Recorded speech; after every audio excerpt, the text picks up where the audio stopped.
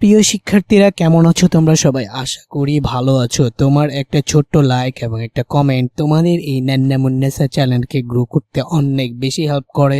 So please consider to do that. তো আজকে দেখো, আমি তোমাদের জন্য নিয়ে এসেছি এসএসসি 2025-এর যে ফ্রি ক্র্যাশ কোর্স ছিল, সেটা টাইপ ভিত্তিক সৃজনশীল সলভের টাইপ 2 স্মরণ, দূরত্ব ও সময় রিলেটেড আজকে 10টা ম্যাথ করাবো। যেই 10টা ম্যাথ করলে তোমার এই চ্যাপ্টারের যত টাইপের ম্যাথ আছে, মানে যত টাইপের এই স্মরণ, দূরত্ব ও সময় রিলেটেড ম্যাথ আছে, তুমি কিন্তু সবকিছু সলভ করে ফেলতে পারবা। আর দেখো, এর আগে 5টা লেকচার পাবলিশড হয়েছে। সে 4টা লেকচারে ছিল বেসিক ক্লাস, এবং লেকচার 5-এ কিন্তু ছিল তোমার অধ্যায় ভিত্তিক সৃজনশীল সমাধানের যে টাইপ 1, সেটা গ্রাফ রিলেটেড যত টাইপের ম্যাথ আছে, এবং সেটার উপর কিন্তু HW দেওয়া হয়েছিল। সেইগুলো তোমরা কিন্তু এই লেকচার 5-এ পেয়ে যাবে। সো যদি সেই ভিডিওটা দেখে আসো, তাহলে গ্রাফ রিলেটেড যত ম্যাথ আছে সব সলভ হয়ে যাবে। আর এখানে তো আমি তোমাদের বলতেই আছি যে স্মরণ, দূরত্ব, সময় রিলেটেড যত টাইপের ম্যাথ আছে এমনভাবে সলভ করা দিব এই ম্যাথগুলো। আশা করা যায় যত টাইপেরই ম্যাথ আসুক, এর বাইরে আসবে না। আর আসলেও তুমি হচ্ছে এই কনসেপ্ট যদি এগুলো ক্লিয়ার থাকে, ধরে ফেলতে পারবা। সো চলো আজকে আমাদের লেকচারটা শুরু করা যায়। সো এই রুটিন অনুযায়ী এখনও ইন্টারনেট এবং হচ্ছে আমার ব্যস্ততার কারণে ক্লাসটা এখনও হচ্ছে না, বাট ইন্টারনেটটা স্বাভাবিক হয়ে গেলে এই রুটিন অনুযায়ী ক্লাস হবে। সো দেখো, এখন আজকের লেকচারে তোমাদের যা যা থাকবে সেটা হচ্ছে দূরত্ব, স্মরণ, বেগ ও সময় সংশ্লিষ্ট সৃজনশীলের সমাধান। ঠিক আছে? সো এই প্রশ্ন নাম্বার 1-এ দেখো, দিনাজপুর বোর্ড 2023-এর প্রশ্নটা। একটি ফুটবলকে আঘাত করার পর ফুটবলটি মাঠে সুষম বন্ধনে গড়িয়ে 90 মিটার দূরত্ব অতিক্রম করার পর বলটি থেমে যায় এবং গোলকিপার বলটি ধরে ফেলে। আঘাত করার সময় বলটির বেগ কি ছিল? সো দেখো, এটা বুঝার আগে আমরা দেখি এখানে কি বলছে। ক নাম্বার, পর্যাবৃত্ত গতি কি? অবশ্যই এটা বুঝো তুমি। পর্যাবৃত্ত গতি কি? যদি কোনো বস্তুর গতিকালে একটা নির্দিষ্ট সময় পর একটা নির্দিষ্ট বিন্দুকে একই দিক থেকে অতিক্রম করে, তখন সেই গতিটাকে কি বলি? পর্যাবৃত্ত গতি। এখন সিঁড়ি দিয়ে নামার সময় ক্লান্ত কম অনুভব হয় কেন? দেখো, সিঁড়ি দিয়ে যখন তুমি উঠো, তখন তুমি অভিকর্ষ বলের বিরুদ্ধে কাজ করো। তো তোমার অভিকর্ষ বলের বিরুদ্ধে বেশি পরিমাণ কাজ করতে হয়। বাট সিঁড়ি দিয়ে যখন তুমি নামো, তো অভিকর্ষ বলের বিরুদ্ধে কিন্তু তোমার কাজ করতে হয় না, বরঞ্চ অভিকর্ষ বল তোমাকে হচ্ছে নিজের দিকে টানে, যার কারণে তুমি খুব অল্প বল দিয়ে নিচের দিকে নামতে পারো। বাট উঠার সময় তোমার ওই বলের বিরোধিতা করে তোমার হচ্ছে কাজ করতে হয়। আর এটা হচ্ছে বলের দিকে, অভিকর্ষ বলের দিকে নামার সময় কাজ করতে হয়, যার কারণে হচ্ছে তোমার বল কম লাগে এবং ক্লান্তি কম হয়। এখন দেখো, গোলরক্ষক কত সময় পর বলকে ধরতে পারবে? তো সময় চাইছে। আগে আমরা এখানে দেখি, একটি ফুটবলে আঘাত করার পর ফুটবলটি মাঠে সুষম বন্ধনে। আচ্ছা, আমি ধরে নিলাম এটা হচ্ছে আমাদের একটা মাঠ। ঠিক আছে? এটা হচ্ছে আমাদের একটা মাঠ, এইখানে আছে ধরো একটা ফুটবল। তাহলে এই ফুটবলটিকে আঘাত করার পর ফুটবলটি মাঠে সুষম বন্ধনে গড়িয়ে 90 মিটার দূরত্ব অতিক্রম করে। সো এখান থেকে এটা গড়ায় গড়ায় আস্তে আস্তে মনে করো এইখানে আসলো।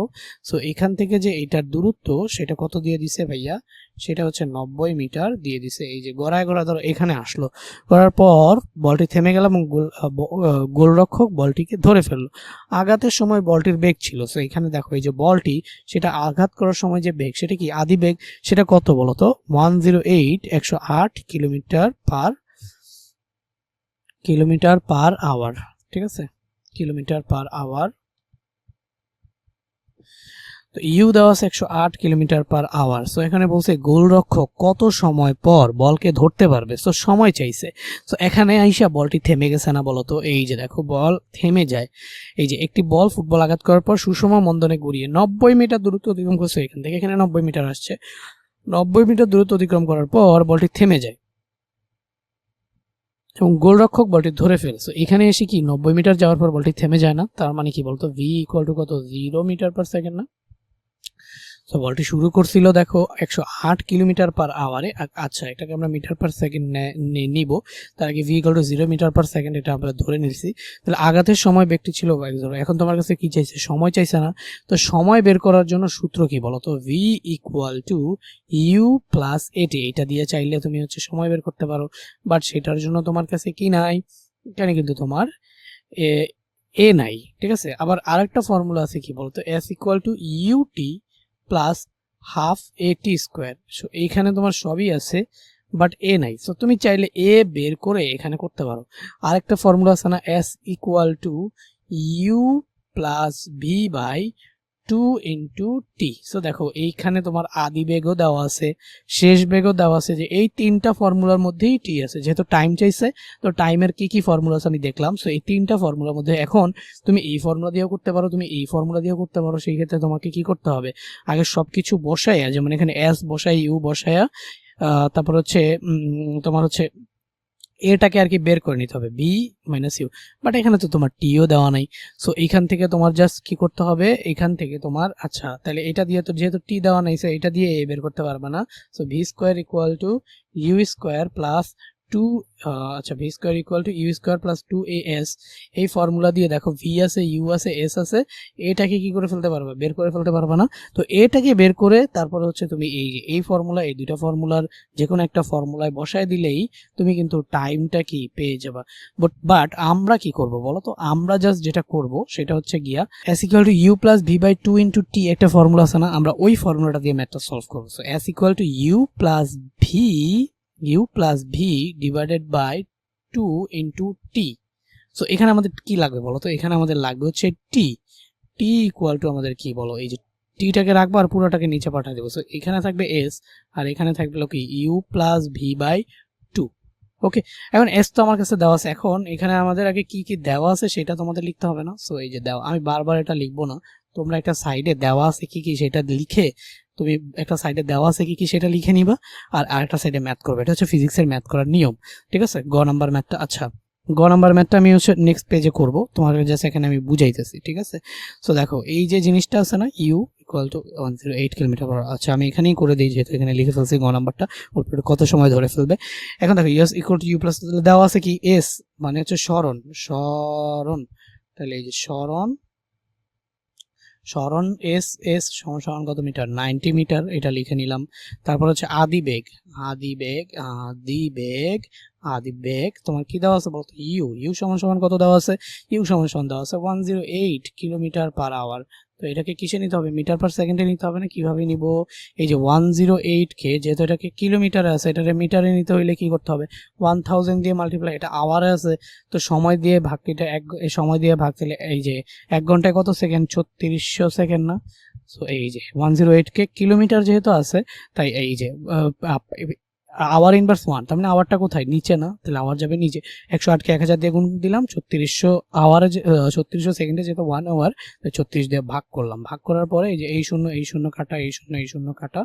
সো এখান থেকে আমরা যদি হচ্ছে এইটাকে ক্যালকুলেটরে ক্যালকুলেট করি, তাহলে আমরা যেটা পাবো, হচ্ছে 30 মিটার পার সেকেন্ড, ঠিক আছে। আর শেষ বেগ ভি সমান কত, 0 না, শেষ বেগ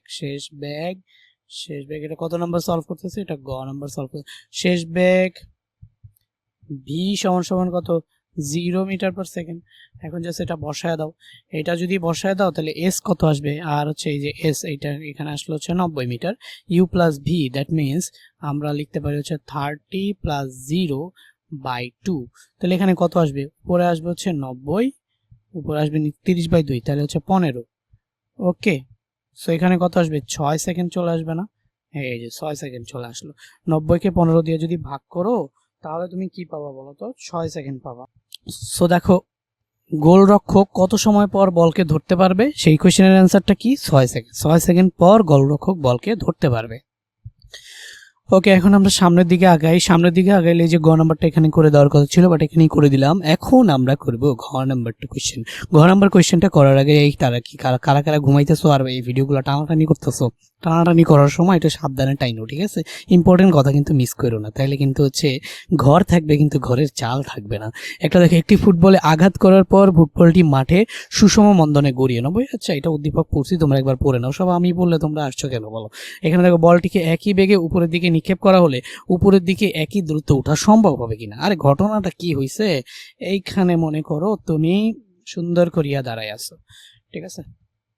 এইখানে ধরো, আচ্ছা কোনখানে আঁকবো, এখানেই আঁকি, এখানেতে আঁকি। সো এই বলটিকে একই বেগে উপরের দিকে নিক্ষেপ করা হলো। সো এইখানে মনে করো তুমি সুন্দর করে দাঁড়াইয়া, এই হচ্ছে তোমার কিউট দুইটা হাত, এটা হচ্ছে তোমার পা। সো এইখানে না বলটারে ধরে তুমি উপরের দিকে একদম ছুঁড়ে মারলা। সো উপরের দিকে ছুঁড়ে মারার সময় এই যে দেখো, আঘাতের সময় বলটির বেগ ছিল কত, 108 কিলোমিটার পার আওয়ার। সো এখানে আমি তোমাকে দেখাইলাম যে এটা 30 আসছে। সো ইউ ইকুয়াল টু 30, তাহলে ঠিক আছে না, এত কিপটামি করার কি আছে রে ভাই, বড় কইরা লেখেন। ঠিক আছে ভাইয়া, বড় কইরা লিখতেছি। এই যে দেখো ইউ ইকুয়াল টু কি 30 metre per second. So U 30 metre per second বেগে তুমি কি করলা, এই বলটাকে ধরে উপরের দিকে মাইরা দিলা। ঠিক আছে, এই 30 মিটার পার সেকেন্ড কই পাইছি, এই যে 108 কে একটু আগে আমরা মিটার পার সেকেন্ড নিছি, কিলোমিটার পার আওয়ার কে metre per second, 30 metre per second হয়ে গেছে। বলটি একই বেগে উপরের দিকে নিক্ষেপ করা হলো, তাহলে উপরের দিকে নিক্ষেপ করা হলো, একই দূরত্ব উঠা সম্ভব হবে কিনা। যেহেতু উপরের দিকে নিক্ষেপ করছো, মনে করো একই দূরত্ব মানে কি, একটু আগে বলটা কতটুকু গড়ায় গেছে, 90 মিটার গড়ায় গেছে। তো তুমি ধরো এখান থেকে বলটা সর্বোচ্চ এখানে উঠতে পারে। সো এটা তো ছিল তোমার আদি বেগ ইউ সমান 30 মিটার পার সেকেন্ড। এখন বলটা তো উপরের দিকে উঠবে, উঠতেছে একটা সময়, দেখো তুমি সারা জীবন উপরের দিকে জিনিস এটা দেখছো, একটা সময় গিয়ে এটা থেমে গিয়ে আবার নিচের দিকে পড়া শুরু করে। তাহলে যেইখানে গিয়ে থেমে যায় সেটা হচ্ছে তার সর্বোচ্চ উচ্চতা। আর সর্বোচ্চ উচ্চতায় বেগ কি হবে বলো, 0 মিটার পার সেকেন্ড হবে না? এটা কি সহজ কথা রে। এইখান থেকে ধরো যাইতেছে যাইতে যেতে একটা সময় উঠার পরে ওটা কিন্তু যখন নিচের দিকে পড়বে তখন হচ্ছে একদম এক সর্বোচ্চ উচ্চতা, মানে যতটুকু পর্যন্ত ওর পক্ষে ওঠা সম্ভব সেখানে উঠে এটা একদম কি হয়ে যাবে, শূন্য হয়ে যাবে, আবার নিচের দিকে পড়া শুরু করবে। তো সর্বোচ্চ উচ্চতায় বেগ হচ্ছে 0 মিটার পার সেকেন্ড। এখন তোমাকে প্রশ্ন বলছে যে উপরের দিকে একই দূরত্ব একই দূরত্ব মানে কি, এটা গেছে দূরত্ব কতটুকু গেছিল, 90 মিটার গেছে না? তো এই যে 90 মিটার, তাহলে নিচের দিকে গড়ায় 90 মিটার গেছিল, এখন কি উপরের দিকে 90 মিটার যাবে কিনা সেটা তোমার কাছে জানতে চাইছে। তো এখানে কি কি দিয়ে দিছে দেখো তো, ইউ দিয়ে দিছে, ভি দিয়ে দিছে, তাহলে আমাদের বের করতে হবে কি, ইউ দিয়ে দিছে, ভি দিয়ে দিছে, তাহলে আমাদের বের করতে হবে কি এস। আর এখানে একটা ত্বরণ, যেহেতু উপরের দিকে মারতেছো তাহলে এই যে নিচের দিকে একটা ত্বরণ কাজ করে না জি, সেই ত্বরণটা যেহেতু তুমি উপরের দিকে মারছো, ত্বরণ কাজ করে নিচের দিকে, বাট তোমার বল যাচ্ছে কোন দিকে, উপরের দিকে, তাহলে এই ত্বরণটা কি হবে বলো তো, মাইনাস জি হবে না? কথা বুঝাইতে পারছি? মানে তুমি মারছো উপরের দিকে বাট জি কাজ করতেছে নিচের দিকে, তাহলে তুমি যেদিকে নিচের দিকে তো আর বলটা আসতেছে না, তো তুমি উপরের দিকে মারতেছো, ত্বরণ কাজ করছে নিচের দিকে, তাহলে তো ত্বরণের মানটা কি করতেছে বলো তো, বিপরীত দিকে কাজ করে তোমার। এই দেখো ত্বরণ কি করে, পজিটিভ ত্বরণ হইলে তোমার বেগ বাড়ায়, কিন্তু তুমি তো যেদিকে ত্বরণ তার বিপরীত দিকে মারছো, তার মানে তোমাকে বেগ কি করবে, কমাবে না। এই বেগ কমায় দেখেই আস্তে আস্তে আস্তে আস্তে এখানে গিয়ে এক সময় কি হয়ে যায়, শূন্য হয়ে যায়। আরে সহজ কথা রে ভাই, নিচের দিকে হচ্ছে কি জি আছে, এই জি এর কাজ হচ্ছে তুমি যেদিকেই যাও তোমার স্পিড বাড়ায় দেওয়া। ঠিক আছে, তোমার স্পিড বাড়ায় দিয়ে তোমাকে মৃত্যুর কোলে ঢলে দেওয়া। কিন্তু এই নেগেটিভ জি কি করে বলো, নেগেটিভ জি হচ্ছে তোমার ওজন, এই যে তোমার যে বেগ আছে সেটাকে কি কমায়, যার কারণে তোমাকে কেউ যদি ছুঁড়ে মারে তাহলে হচ্ছে তোমাকে বেশি উপরে উঠতে দেয় না, যে নেগেটিভ জি, বুঝছো না? তাহলে জি হচ্ছে উপর থেকে নিচে পড়বে, নেগেটিভ জি হচ্ছে নিচ থেকে উপরে যাবে। এই ঘটনা যে যে যে বুঝিয়ে গেছো, এখন এদিকে তাকাও, বলটিকে একই বেগে উপরের দিকে নিক্ষেপ করলে উপরের দিকে দ্রুত উঠা সম্ভব হবে কিনা, একই দূরত্ব উঠা সম্ভব হবে কিনা। সো এখান থেকে আমরা কি কি পাই, ভি পাই, ইউ পাই, জি পাই। এখন আমাদের লাগবে কি বলতো, আমাদের লাগবে যে এইচ ইকুয়াল টু হোয়াট। আচ্ছা এইটারে যেহেতু উপরের দিকে, এই সরণকে উপরের দিকে আমরা কি বলে প্রকাশ করি বলতো, এইচ এই যে 90 মিটার হয় কিনা সেটাই আমাদের চেক করতে হবে। তো এই পাশে দাগ দেওয়ার নিজ দায়িত্বে কি কি দেওয়া আছে সেটা লিখে নাও, সেটা আমি আর লিখবো না। তো এই যে দেখো পর ফেলে যাবে গোলরক্ষকের বলটি। এখন দেখো আমরা জাস্ট কি করব, আমরা জানি আগে আমারে বলো তো ফর্মুলা কোনটা ফেলবো, এই যে কি কি দেওয়া আছে সবার আগে এটা মাথায় ভেবে নিবে, এরপর ফর্মুলা ফেলো। এই যে এস ইকুয়াল টু, তুমি কি এই ফর্মুলা দিয়ে করতে পারো, UT plus half A T square. S এর কয়টা ফর্মুলা জানো, এই ফর্মুলাটা দিয়ে করতে পারো না? এই ফর্মুলাটা দিয়ে করা যাবে না, কেন যাবে না? কারণ হচ্ছে ভাইয়া এখানে তো হচ্ছে আমার কাছে এ নাই, আচ্ছা জি আছে কিন্তু টি তো নাই, টি নাই দেখে এই ফর্মুলাটা ফেলা যাবে না। তখন আরেকটা ফর্মুলা আছে না, V square equal to U square plus 2 H, যেহেতু উপরের দিকে যাচ্ছে তাহলে আমরা এটাতে কি বলতে পারি, এ, আর এই যে এটার বলতে পারি কি জি। ফর্মুলা হচ্ছে V square equal to plus U square plus 2 S, but এখানে আমাদের যেহেতু অভিকর্ষজ ত্বরণ তাহলে এখানে কি হবে জি, আর এখানে যেহেতু তোমার হচ্ছে এইচ মানে হচ্ছে হাইট, উচ্চতা, তো এখানে এই জন্য এস কে আমরা রিপ্লেস করবো জি দিয়ে। মানে অরিজিনাল ফর্মুলাটা ছিল এরকম, V square equal to U square plus 2 as। So এ মানে কি, এ মানে হচ্ছে ত্বরণ, আর এখানে ত্বরণ কাজ করতেছে অভিকর্ষজ ত্বরণ। সো জি, এখানে এইচ মানে হচ্ছে কি হাইট, সো এই যে এইচ। সো দেখো আমরা কি জানি, আমরা জানি হচ্ছে V square equal to U square plus 2gh but এখানে জি এর মান কি বলো তো, পজিটিভ না নেগেটিভ? নেগেটিভ। তাহলে এই জিটা যদি নেগেটিভ বসাও তাহলে প্লাসে মাইনাসে এটা কি হয়ে যাবে বলো তো, এটা মাইনাস হয়ে যাবে না? তো এখান থেকে দেখো, এখান থেকে ভি আছে, ইউ আছে, জিও আছে, এইচটা তুমি বের করে ফেলতে পারো না? তাহলে ফর্মুলা ফেলবা কোনটা? এইটা। এখানে এখানে জিটা এখানে কেন নেগেটিভ দিলাম, কারণ জি তো উপরের দিকে নেগেটিভ, তো তোমার বস্তুটা তো উপরের দিকে যাচ্ছে, তাই না? এটা তো নিচের দিকে নামতেছে না। So V square equal to U square minus 2gh। So এখান থেকে তুমি কি বলতে পারো বলো তো, 2gh ইকুয়াল টু হচ্ছে U square minus V square. 2gh equal to U square minus V square. এই যে 2gh স্কোয়ার পাশে নিয়ে গেলাম, মাইনাসটা প্লাস হয়ে গেছে, ভি স্কোয়ারকে এই পাশে নিয়ে আসলাম, প্লাসটা মাইনাস হয়ে গেছে। ওকে, প্লাসটা মাইনাস হয়ে গেছে। এখন আমাদের লাগবে কি, এইচ। তো এইচ রেখে এই পাশে পাঠিয়ে দাও। সো এখানে দেখো, এইখান থেকে 2gh equal to U square minus V square. So H equal to কি, U square minus V square by 2g। তাহলে এইচ ইকুয়াল টু কি, 30 স্কোয়ার মাইনাস ইউ এর ভ্যালু হচ্ছে 30 স্কোয়ার মাইনাস 0 স্কোয়ার 2 ইন্টু এই যে জি এর ভ্যালু হচ্ছে 9.8। So এটা যদি ক্যালকুলেটারে করো তাহলে রেজাল্ট কি আসবে আমাদের, 45.918 মিটার। সো দেখো 45.918 মিটার মাত্র, এটা অনেক বেশি ছোট 90 থেকে। সো দেখো, তুমি যদি বলটিকে একই বেগে উপরের দিকে নিক্ষেপ করো তাহলে উপরের দিকে একই দূরত্ব ওঠা সম্ভব হবে কি না? হবে না। তো আমরা দেখলাম উপরের দিকে একই দূরত্ব উঠবে না, 45 মিটার উঠবে, যেটা ফার মোর লেস।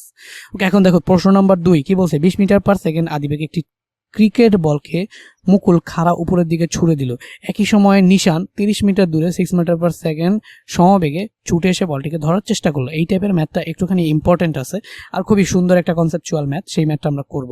একই নিশান 30 মিটার দূরে সমবেগে ছুটে এসে বলটিকে ধরার চেষ্টা করলো। প্রথম কোশ্চেন হচ্ছে মন্দন কি। দেখো মন্দন কি, মন্দন হচ্ছে ত্বরণ কি, আগে এটা বলো। ত্বরণ হচ্ছে কোনো বস্তুর একক সময়ে বেগ বৃদ্ধির হার, মানে হচ্ছে কোনো বস্তু যেই পরিমাণ বেগ বৃদ্ধি পায় সেটাই হচ্ছে কি তার মন্দন। এখন মন্দন ত্বরণ কি, এগুলো খুবই সুন্দরভাবে আমি বেসিক লেকচারে বুঝাইছি, এখন আর বুঝাবো না। সকল স্মরণ স্পন্দন গতি পর্যাবৃত্ত গতি, কিন্তু সকল পর্যাবৃত্ত গতি সরল স্পন্দন গতি নয়। আচ্ছা, এটা একটু বুঝাই। দেখো এই যে সরল স্পন্দন গতি কি বলতো, এই যে একটা গতিপথের, আচ্ছা একটা দোলনা চিন্তা করো, ঠিক আছে? এইখানে মনে করো একটা দোলনা চিন্তা করো। সো ধরো এটা একটা রশি, এইখানে আছে একটা দোলনা, ঠিক আছে? এই দোলনাটা মাঝখানে ধরো এই যে দোলনাটা, ঠিক আছে? মনে করো মাঝখানে এই যে দোলনাটা। সো ধরো এটা একটা দোলনা, এখানে বসে তুমি মনে করো যে এখানে বসে দোল খাচ্ছ, ঠিক আছে? এরকম পাটা বের করে ধরো এখানে বসে তুমি দোল খাচ্ছ। সো এই যে দোলনাটা, এটা কি, এটার গতিটা কেমন হবে বলো তো? একবার উঠে এই পর্যন্ত আসবে, আবার নেমে কি এই পর্যন্ত যাবে না? সো এটা গতিকালের অর্ধেক সময় কোন একটা নির্দিষ্ট দিকে এবং বাকি অর্ধেক সময় একই পথে বিপরীত দিকে চলে আসবে। সো এই গতিটাকে বলা হয় কি বলতো, সরস্পন্দন গতি। এখন এই সরস্পন্দন গতি, এই যে দেখো সরস্পন্দন গতি, গতিপথের এক অর্ধেক সময় একই নির্দিষ্ট দিকে এবং বাকি অর্ধেক সময় একই পথে বিপরীত দিকে ফিরে আসে। এখন দেখো তো, একটা নির্দিষ্ট বিন্দু, গতিপথের একটা নির্দিষ্ট বিন্দুকে তুমি যদি ধরো, বা এখানে মাঝ বরাবর এখানে একটা বিন্দুকে ধরো, গতিপথের এই একটা নির্দিষ্ট বিন্দু ধরে নাও, তাহলে বলো তো একবার যখন এদিকে যাবে আবার যখন এদিকে আসবে, তাহলে এই বিন্দুটাকে একটা নির্দিষ্ট সময় পর পর একই দিক থেকে অতিক্রম করতে থাকবে না? ধরো এখান থেকে এখানে গেল, আবার এখানে আসলো, তো একবার অতিক্রম করলো, আবার এখান থেকে এখানে গেলো, আবার একবার মানে একটা নির্দিষ্ট সময় পর নির্দিষ্ট দিক থেকে বারবার অতিক্রম করতে থাকবে। তাহলে এই যে স্পন্দন গতিটা একটা পর্যাবৃত্ত গতি। তাহলে এই যে সকল সরস্পন্দন গতি পর্যাবৃত্ত গতি, কিন্তু সকল পর্যাবৃত্ত গতি সরস্পন্দন না। সাপোজ আমি যদি তোমাকে বলি যে ঘড়ির কাঁটার গতি, তো এটা কি করে বলতো, এটা অলওয়েজ একটা নির্দিষ্ট পথে কি করতে থাকে, ঘুরতে থাকে। এমন হয় না যে গতিপথের অর্ধেক সময় একটা নির্দিষ্ট দিকে এবং বাকি অর্ধেক সময় একই পথে বিপরীত দিকে, এই ঘটনা কখনো ঘটে না। এরা অলওয়েজ ধরো এই যে এইভাবে যাইতেই থাকে 1 মিনিট পর পর। এটা যদি আমাদের ঘড়ির ঘন্টার কাঁটা, মিনিটের কাঁটা হয়, তাহলে দেখো, আচ্ছা এটা ধরো হচ্ছে ঘন্টার কাঁটা, তাহলে 1 ঘন্টা পর পর বারবার একই দিক থেকে অতিক্রম করবে। এমন হবে না যে প্রথম 1 ঘন্টা এই দিকে চললো, পরের 1 ঘন্টা আবার তোমার হচ্ছে এই ডিরেকশনে চললো, প্রথম 1 ঘন্টা এই ডিরেকশনে চললো, পরের 1 ঘন্টা, এরকম তো হয় না। এই যে গতিপথের একটা নির্দিষ্ট সময়কে একই দিক থেকে বারবার অতিক্রম করবে, কিন্তু এটা হচ্ছে গিয়ে তোমার কি পর্যাবৃত্ত গতি। তাহলে দেখো এই পর্যাবৃত্ত গতিটা কিন্তু স্পন্দন গতি হইল না। স্পন্দন গতি হওয়ার শর্ত কি, গতিপথের একটা নির্দিষ্ট মানে গতি এমন হবে যাতে এটা গতিপথের একটা নির্দিষ্ট বিন্দুকে হচ্ছে তোমার বারবার এটা ফিরে আসে, মানে গতিপথের অর্ধেক সময় কোনো একটা নির্দিষ্ট বিন্দুর দিকে যায় এবং বাকি অর্ধেক সময় একই পথে বিপরীত দিকে ফিরে আসে। তখন মানে এই গতিটা হচ্ছে টু অ্যান্ড ফ্রো, সামনে যাবে পিছনে আসবে, সামনে যাবে পিছনে আসবে, মানে একটা গতিপথের নির্দিষ্ট সময় পরপর অতিক্রম করবে, তো ঠিক আছে। বাট ঘটনাটা ঘটবে এইভাবে যে গতিটা হবে অর্ধেক সময় যাবে যেদিকে, বাকি অর্ধেক সময় আসবে তার বিপরীত দিকে, তখন এটাকে আমরা বলবো স্পন্দন গতি। সো এই টাইপের গতি একটা কি বলতো, স্পন্দন গতি। সো স্পন্দন গতিও একটা পর্যাবৃত্ত গতি, কারণ গতিপথের একটা নির্দিষ্ট সময় পর পর একটা নির্দিষ্ট বিন্দুকে বারবার অতিক্রম করে। বাট এইটা একটা পর্যাবৃত্ত গতি। দেখো একটা বিন্দুকে একই দিক থেকে, এটা কি বলছি বলতো, ঘড়ির কাঁটার গতি। এটা একটা কি বলছি, ঘড়ির কাঁটার গতি। এটা একটা কি, পর্যাবৃত্ত।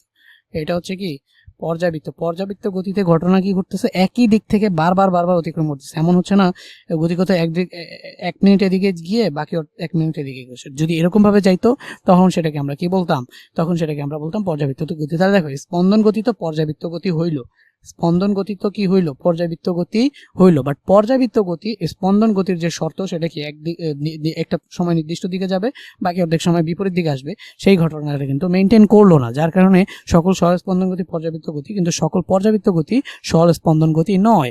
এবার আমরা গ নাম্বারটা বলবো। দেখো 20 মিটার খাড়া একটা ক্রিকেট বলকে মুকুল খাড়া উপর দিকে ছুড়ে মারলো। তাহলে এই যে আমার বন্ধু মুকুল, আরে বাবারে মুছোস না কেন, এই যে মুচ্ছা দিলাম। দেখো আগে এখানে আমি তোমাকে সুন্দর করে একটা চিত্র আঁকাই, মনে করো আবারও সেই নান্না মুন্নাসা তুমি তোমারে আমি একটু আঁকি। এরে কেউ কেউ মনে করবে যে ভাইয়া আমি তো এত শিখুন না, আপনি আমার এত শিখুন বানিয়ে দিলেন। আচ্ছা এই যে নাও। এরপরে দেখো এখান থেকে এই যে এটা একটা বল, তোমার থেকে তোমার হাত বড়। আচ্ছা ঠিক আছে, যাই হোক। তো এখানে মনে করো একটা বল, সেই বলটিকে তুমি উপরের দিকে ছুঁড়ে মারলা, উপরের দিকে ছুঁড়ে মারলা কত মিটার পার সেকেন্ড বেগে, এই যে u = 20 মিটার পার সেকেন্ড বেগে উপরের দিকে তুমি এটাতে ছুঁড়ে মারলা। একই সময়ে নিশান, তাহলে এই যে এখান থেকে এতটুকু দূরত্বে মনে করো এইখানে দাঁড়ায় আছে নিশান, ঠিক আছে, নিশান এখানে দাঁড়ায় আছে, টার্গেট হলো তোমার দিকে দৌড়ে আসবে, ঠিক আছে। নিশানের মুখটার একটু সুন্দর করে রাখতে হবে। সো মনে করো এই হচ্ছে সুন্দর করে নিশানটা আঁকলাম, নিশানের টার্গেট হচ্ছে কি ভাইয়া তোমার দিকে দৌড়ে আসবে। সো এই যে তোমার হচ্ছে একই সময় নিশান 30 মিটার দূর থেকে, তাহলে নিশান কত মিটার দূরে ছিল বলতো, 30 মিটার দূরে ছিল না, একই সময় নিশান 30 মিটার দূর থেকে। আবার এখানে নিশানের একটা বেগও দেওয়া আছে ভি, সেটা কত বলতো, 6 মিটার পার সেকেন্ড ভেলোসিটিতে, 6 মিটার পার সেকেন্ড সমবেগে ছুটে এসে বলটিকে ধরার চেষ্টা করলো। আরে ঘটনা কি ঘটলো, এই এখানে দাঁড়ায়া উপরের দিকে বল মারছে, তো বল তো উঠবে, উঠে মনে করো সর্বোচ্চ এই উচ্চতা পর্যন্ত উঠলো। তাহলে এইটা আমাদের কি, এখানে এসে এই যে এখানে এসে বলটার বেগ কি হয়ে গেল, ভি = 0 হয়ে গেল না, 0 মিটার পার সেকেন্ড, সর্বোচ্চ উচ্চতা এই পর্যন্ত উঠলো, উঠে বলটার যে তোমার হচ্ছে বেগ সেটা কি ভি = 0 মিটার পার সেকেন্ড হয়ে গেল। এখন এখানে উঠার পরে বলটা নিচে পড়বে, তাহলে পড়তে উপরে উঠতে এবং নিচে নামতে বলটার একটা কি লাগবে বলতো, সময় লাগবে। সো এই যে উপরে উঠলো, তারপরে আবার কি হইলো, নিচে নামলো, সো এখানে একটা সময় লাগবে। সো এখন দেখো বলটি সর্বোচ্চ কত উচ্চতায় উঠেছিল তা আমাদের নির্ণয় করতে হবে। সো আগে আমরা এটা নির্ণয় করি, তারপরে হচ্ছে গিয়ে আমরা এই ধরাধরির কেসটায় আসবো। এই হচ্ছে গিয়ে নিশান এখান থেকে বলটাকে ছুঁড়ে মারলো, তো ছুঁড়ে মারলে বলটা কি একটা সর্বোচ্চ উচ্চতায় উঠবে না। তো দেখো এইখান থেকে বলটাকে ছুঁড়ে মারলো উপরের দিকে, বলটা সর্বোচ্চ উচ্চতায় উঠলো, ভি 0 মিটার পার সেকেন্ড, শেষ বেগ হইলো। তাহলে এই সর্বোচ্চ উচ্চতাটারে আমরা কি বলবো বলতো, এইচ বলবো না, এইচ বলবো, সর্বোচ্চ উচ্চতা থেকে এইচ বলবো। আর নিচের দিকে কি কাজ করতেছে, আচ্ছা তাহলে নিচের দিকে তো জি কাজ করে, তাহলে উপরের দিকে কি কাজ করতেছে, উপরের দিকে হচ্ছে -জি কাজ করতেছে। আর বলটাও উপরের দিকে উঠতেছে, যেহেতু উপরের দিকে অভিঘর্ষজ ত্বরণ নেগেটিভ, তাহলে উপরের দিকে কাজ করতেছে কি -জি। তাহলে বলটা সর্বোচ্চ একটা উচ্চতায় উঠে বেগ 0 হয়ে যাবে, সেটাকে আমরা কি বলবো, সর্বোচ্চ উচ্চতা। সেই উচ্চতাটা আমাকে বের করতে হবে। সো আমরা কি জানি বলো, ফার্স্টে দেওয়া আছে কি কি সেটা তুমি নিজ দায়িত্বে লিখে নিবা।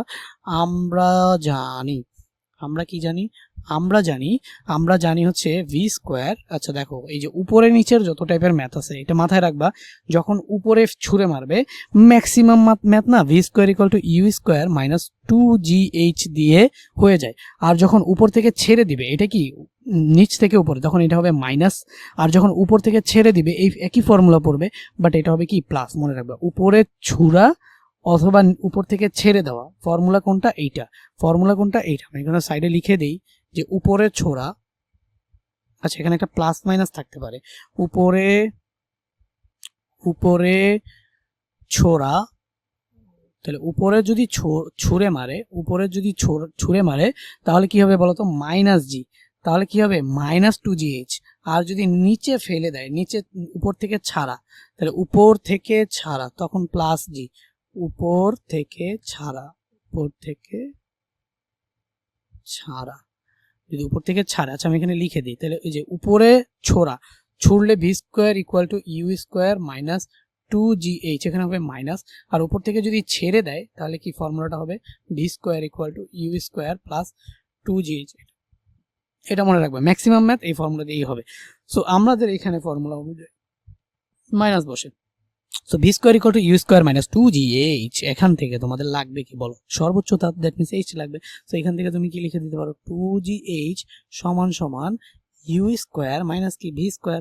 এবার হচ্ছে তোমার লাগবে কি এইচ, তাহলে H equal to U square minus V square by 2g, তাই না? তো এখান থেকে তোমাদের ইউ কত, ইউ হচ্ছে গিয়ে কত 20 মিটার পার সেকেন্ড। সো এই যে 20 স্কোয়ার মাইনাস ভি কত, ভি হচ্ছে 0, 2 ইন্টু 9.8, এটাকে যদি তুমি ক্যালকুলেট করো তাহলে যে ভ্যালুটা পাবা 20.408 মিটার পাইলা। তাহলে সর্বোচ্চ কত উচ্চতায় উঠবে ভাইয়া, এটা সর্বোচ্চ। সুতরাং সর্বোচ্চ দেখো বলটি সর্বোচ্চ কত উচ্চতায় উঠেছিল, বলটি সর্বোচ্চ কত উচ্চতায় উঠেছিল, সর্বোচ্চ 20.408 মিটার উচ্চতায় উঠেছিল, তাই না? উচ্চতায় উঠেছিল, এই কথাটা যদি লিখে দাও তাহলেই তুমি হচ্ছে ফুল মার্ক পেয়ে যাবা, ঠিক আছে? ওকে, এবার আমরা দেখি ঘ নাম্বার প্রশ্নটা আমাদের কি বলছে। সো দেখো ওই চিত্রটাই আমরা এখানে নিয়ে আসছি। এই যে আদিবেগে একটি ক্রিকেট বলকে খাড়া উপরের দিকে ছুড়ে দিল, একই সময় আছে এখান থেকে এই বুদ্ধিপকটা পড়ে নিশানের পক্ষে বলটি মাটিতে পড়ার পূর্বে ধরা সম্ভব কিনা তা গাণিতিকভাবে বিশ্লেষণ করে মতামত দাও।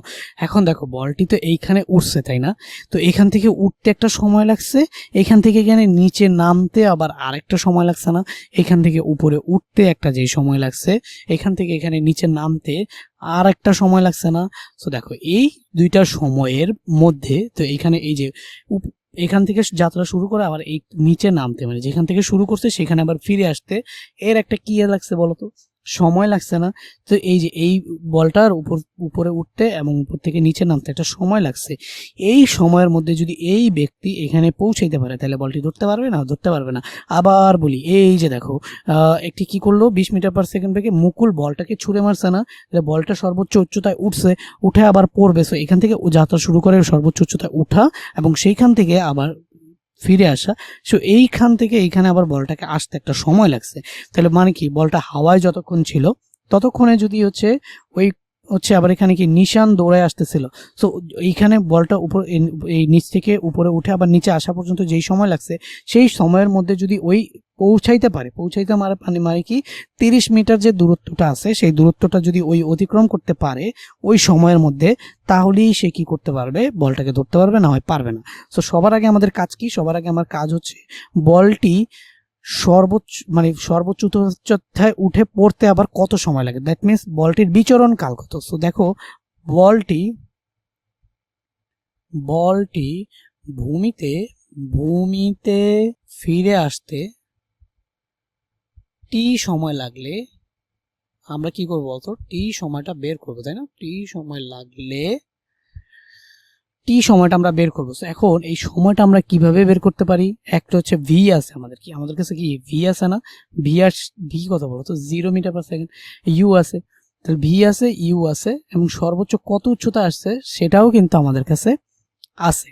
তো দেখো আমি তোমাদের একটা কথা বলি যে বলটা উপরে উঠতে যে সময় লাগে নিচে নামতে ঠিক একই পরিমাণ সময় লাগে। কেন? কারণ জি একবার কাজ করতেছে নেগেটিভ, তাহলে জি যেভাবে এই বস্তুটার বেগকে কমায় 0 বানায় ফেলবে ঠিক সেভাবেই এই বস্তুটার বলকে বাড়ায় আবার যত ছিল ঠিক তত বানায় ফেলবে। মানে এই যে এটার কারণ কি, এটার কারণ হচ্ছে দেখো যখন তুমি বস্তুটাকে এই নিচ থেকে উপরের দিকে ছুঁড়ে মারবা তাহলে হচ্ছে এই যে নেগেটিভ জি সেটা কি যেইভাবে এই বস্তুটাকে এটার হচ্ছে তোমার যেই বেগের মান কমাচ্ছিল ঠিক উপরে উঠে যখন 0 হয়ে যাবে ঠিক সেইভাবেই বেগের মান কি করবে আস্তে আস্তে বাড়ায় দিবে। সো একবার বেগের মান কমাইছে, কমায় তার মানে কি হয়েছে বলতো 0 মিটার পার সেকেন্ডে পৌঁছাইছে না, তারপরে হচ্ছে জি যখন নিচের দিকে কাজ করবে তখন আবার সেম ভাবে ওই তোমার ত্বরণ বাড়ায় আবার যত বেগ ছিল ঠিক তত বেগেই বস্তুটা আবার নিচে পড়বে। 20 মিটার পার সেকেন্ড বেগে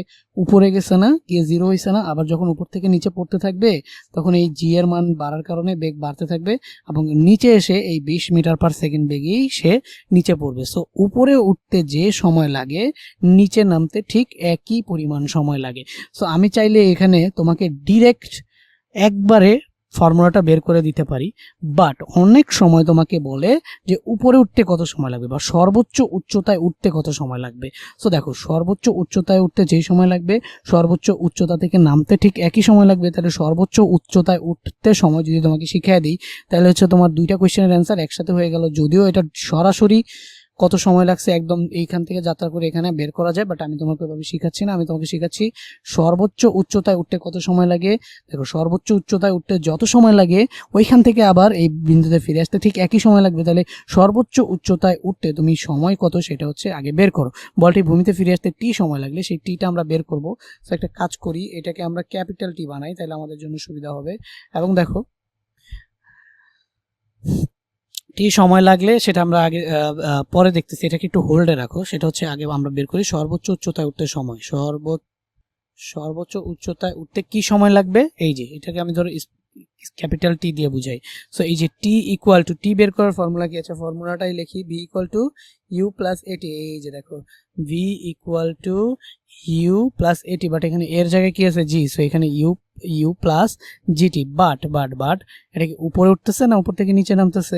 অবভিয়াসলি এটা উপরে উঠতেছে, তাহলে এই প্লাসটা কি হয়ে যাবে বলো তো, মাইনাস। উপরের জন্য আমরা এখানে মাইনাস জি ইউজ করবো। So V equal to U minus G T, আমাদের লাগবে কি, টি।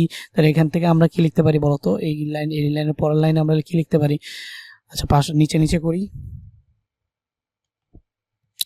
এই লাইনের পরের লাইনে আমরা লিখতে পারি জিটি ইকুয়াল টু হচ্ছে কি বলতো, ইউ মাইনাস ভি।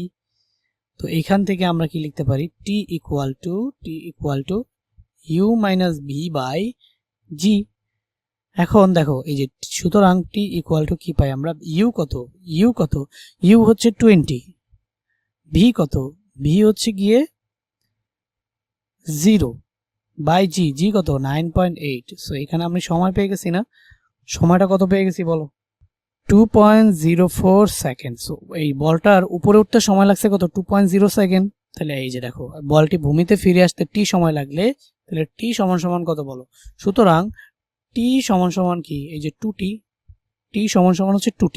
তাহলে আমরা এখান থেকে জাস্ট এই যে, সুতরাং টি সমান সমান কি পেয়ে যাবো বলতো, 2 ইন্টু স্মল টি, 2 ইন্টু 0.04, তাহলে আমাদের কত চলে আসবে, 4.08। তাহলে দেখো, 4.08 সেকেন্ড সময় এটা কি করছে বলতো, এইখান থেকে যাত্রা শুরু করে সর্বোচ্চ উচ্চতায় উঠে আবার এখানে ফিরে আসছে। তার মানে বলটা এতক্ষণ ধরে কি ছিল, হাওয়ায় ছিল।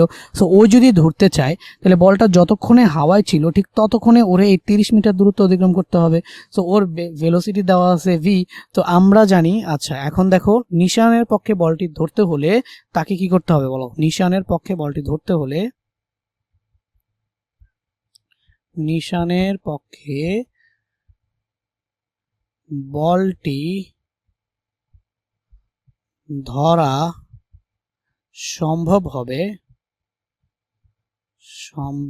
হবে যদি সে টি ইকুয়াল টু 4.08 সেকেন্ড সময়ে 30 মিটার এর বেশি, 30 মিটারের সমান অথবা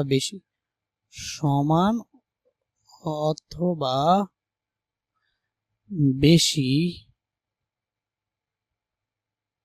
দূরত্ব অতিক্রম করতে পারে।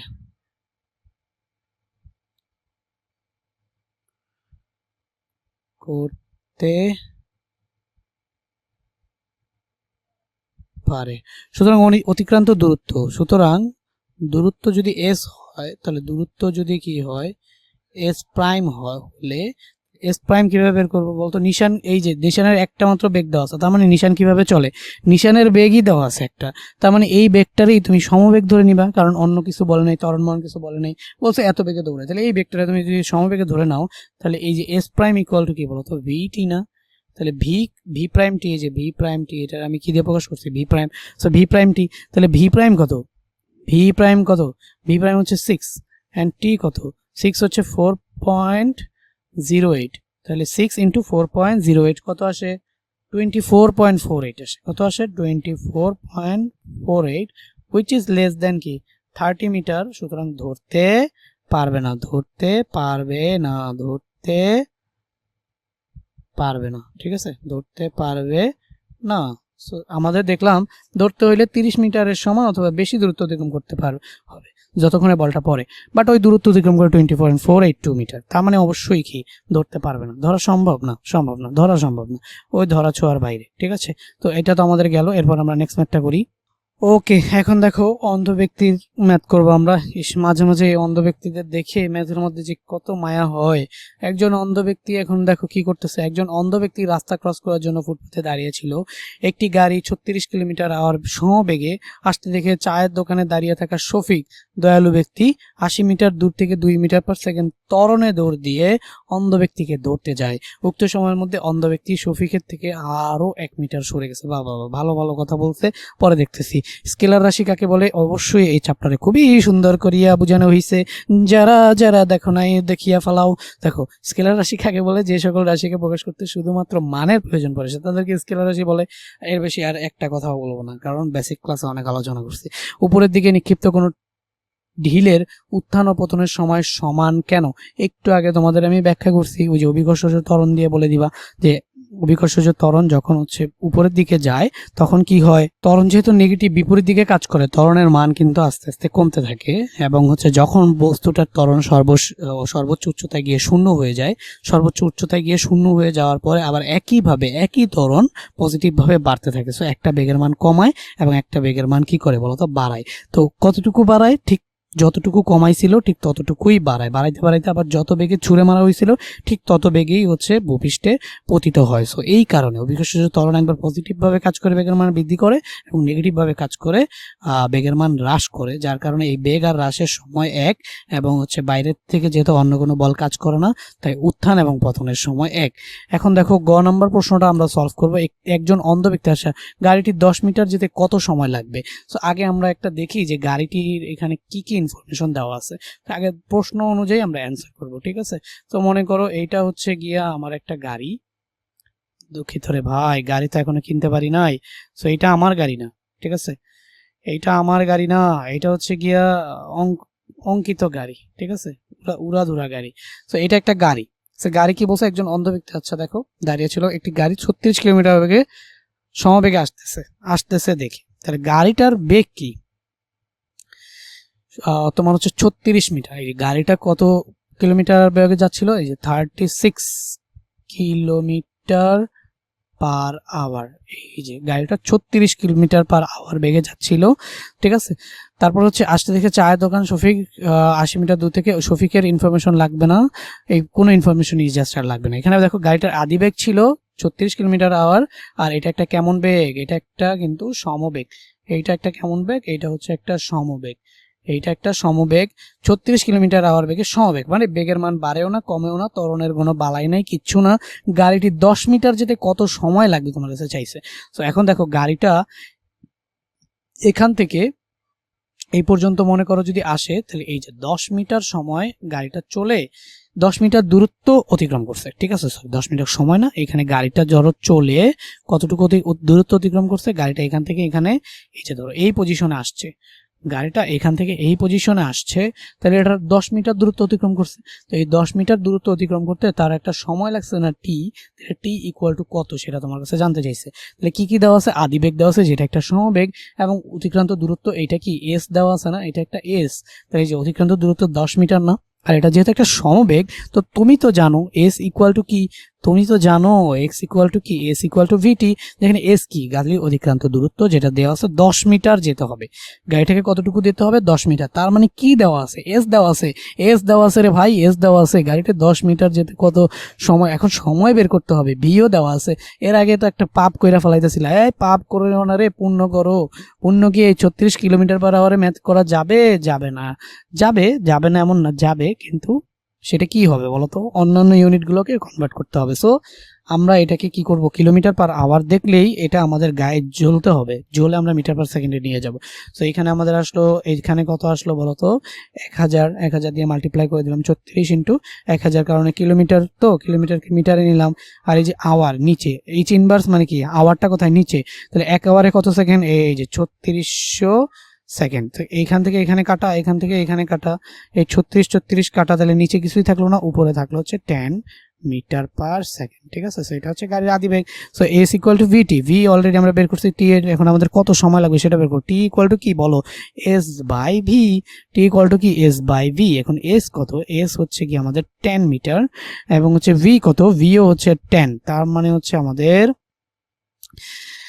10/10, দ্যাট মিনস 1। এখানে 1 আমরা কি পাইলাম, কত সময় লাগবে, 1 সেকেন্ড সময় লাগবে। সো দেখো গাড়িটি 10 মিটার যেতে কত সময় লাগবে, সুতরাং গাড়িটির, আচ্ছা এখানে তো এটা আমরা জানি, দেখো আমি ম্যাথগুলো আসলে তোমাদের যেভাবে এক্সামে করবা সেভাবে করে দিব, কিন্তু অনেক টাইম লেগে যাবে, এখানে দেই না। আমরা জানি এস ইকুয়াল টু ভিটি, আর এখানে তো দেওয়া আছে লিখে সরণ, বেগ কত এবং বের করতে হবে টি কত, এটা এগুলো বেরই করে নিবা। সো এইখানে সুতরাং এখন দেখো গাড়িটির 10 মিটার যেতে কত সময় লাগবে। সো দেখো গাড়িটির 10 মিটার যেতে 1 সেকেন্ড সময় লাগবে, 1 সেকেন্ড সময় লাগবে। সো দেখো এটা আমরা করে ফেললাম, সময় লাগবে, গাড়িটির 10 সেকেন্ড যেতে 1 সেকেন্ড সময় লাগবে। ওকে,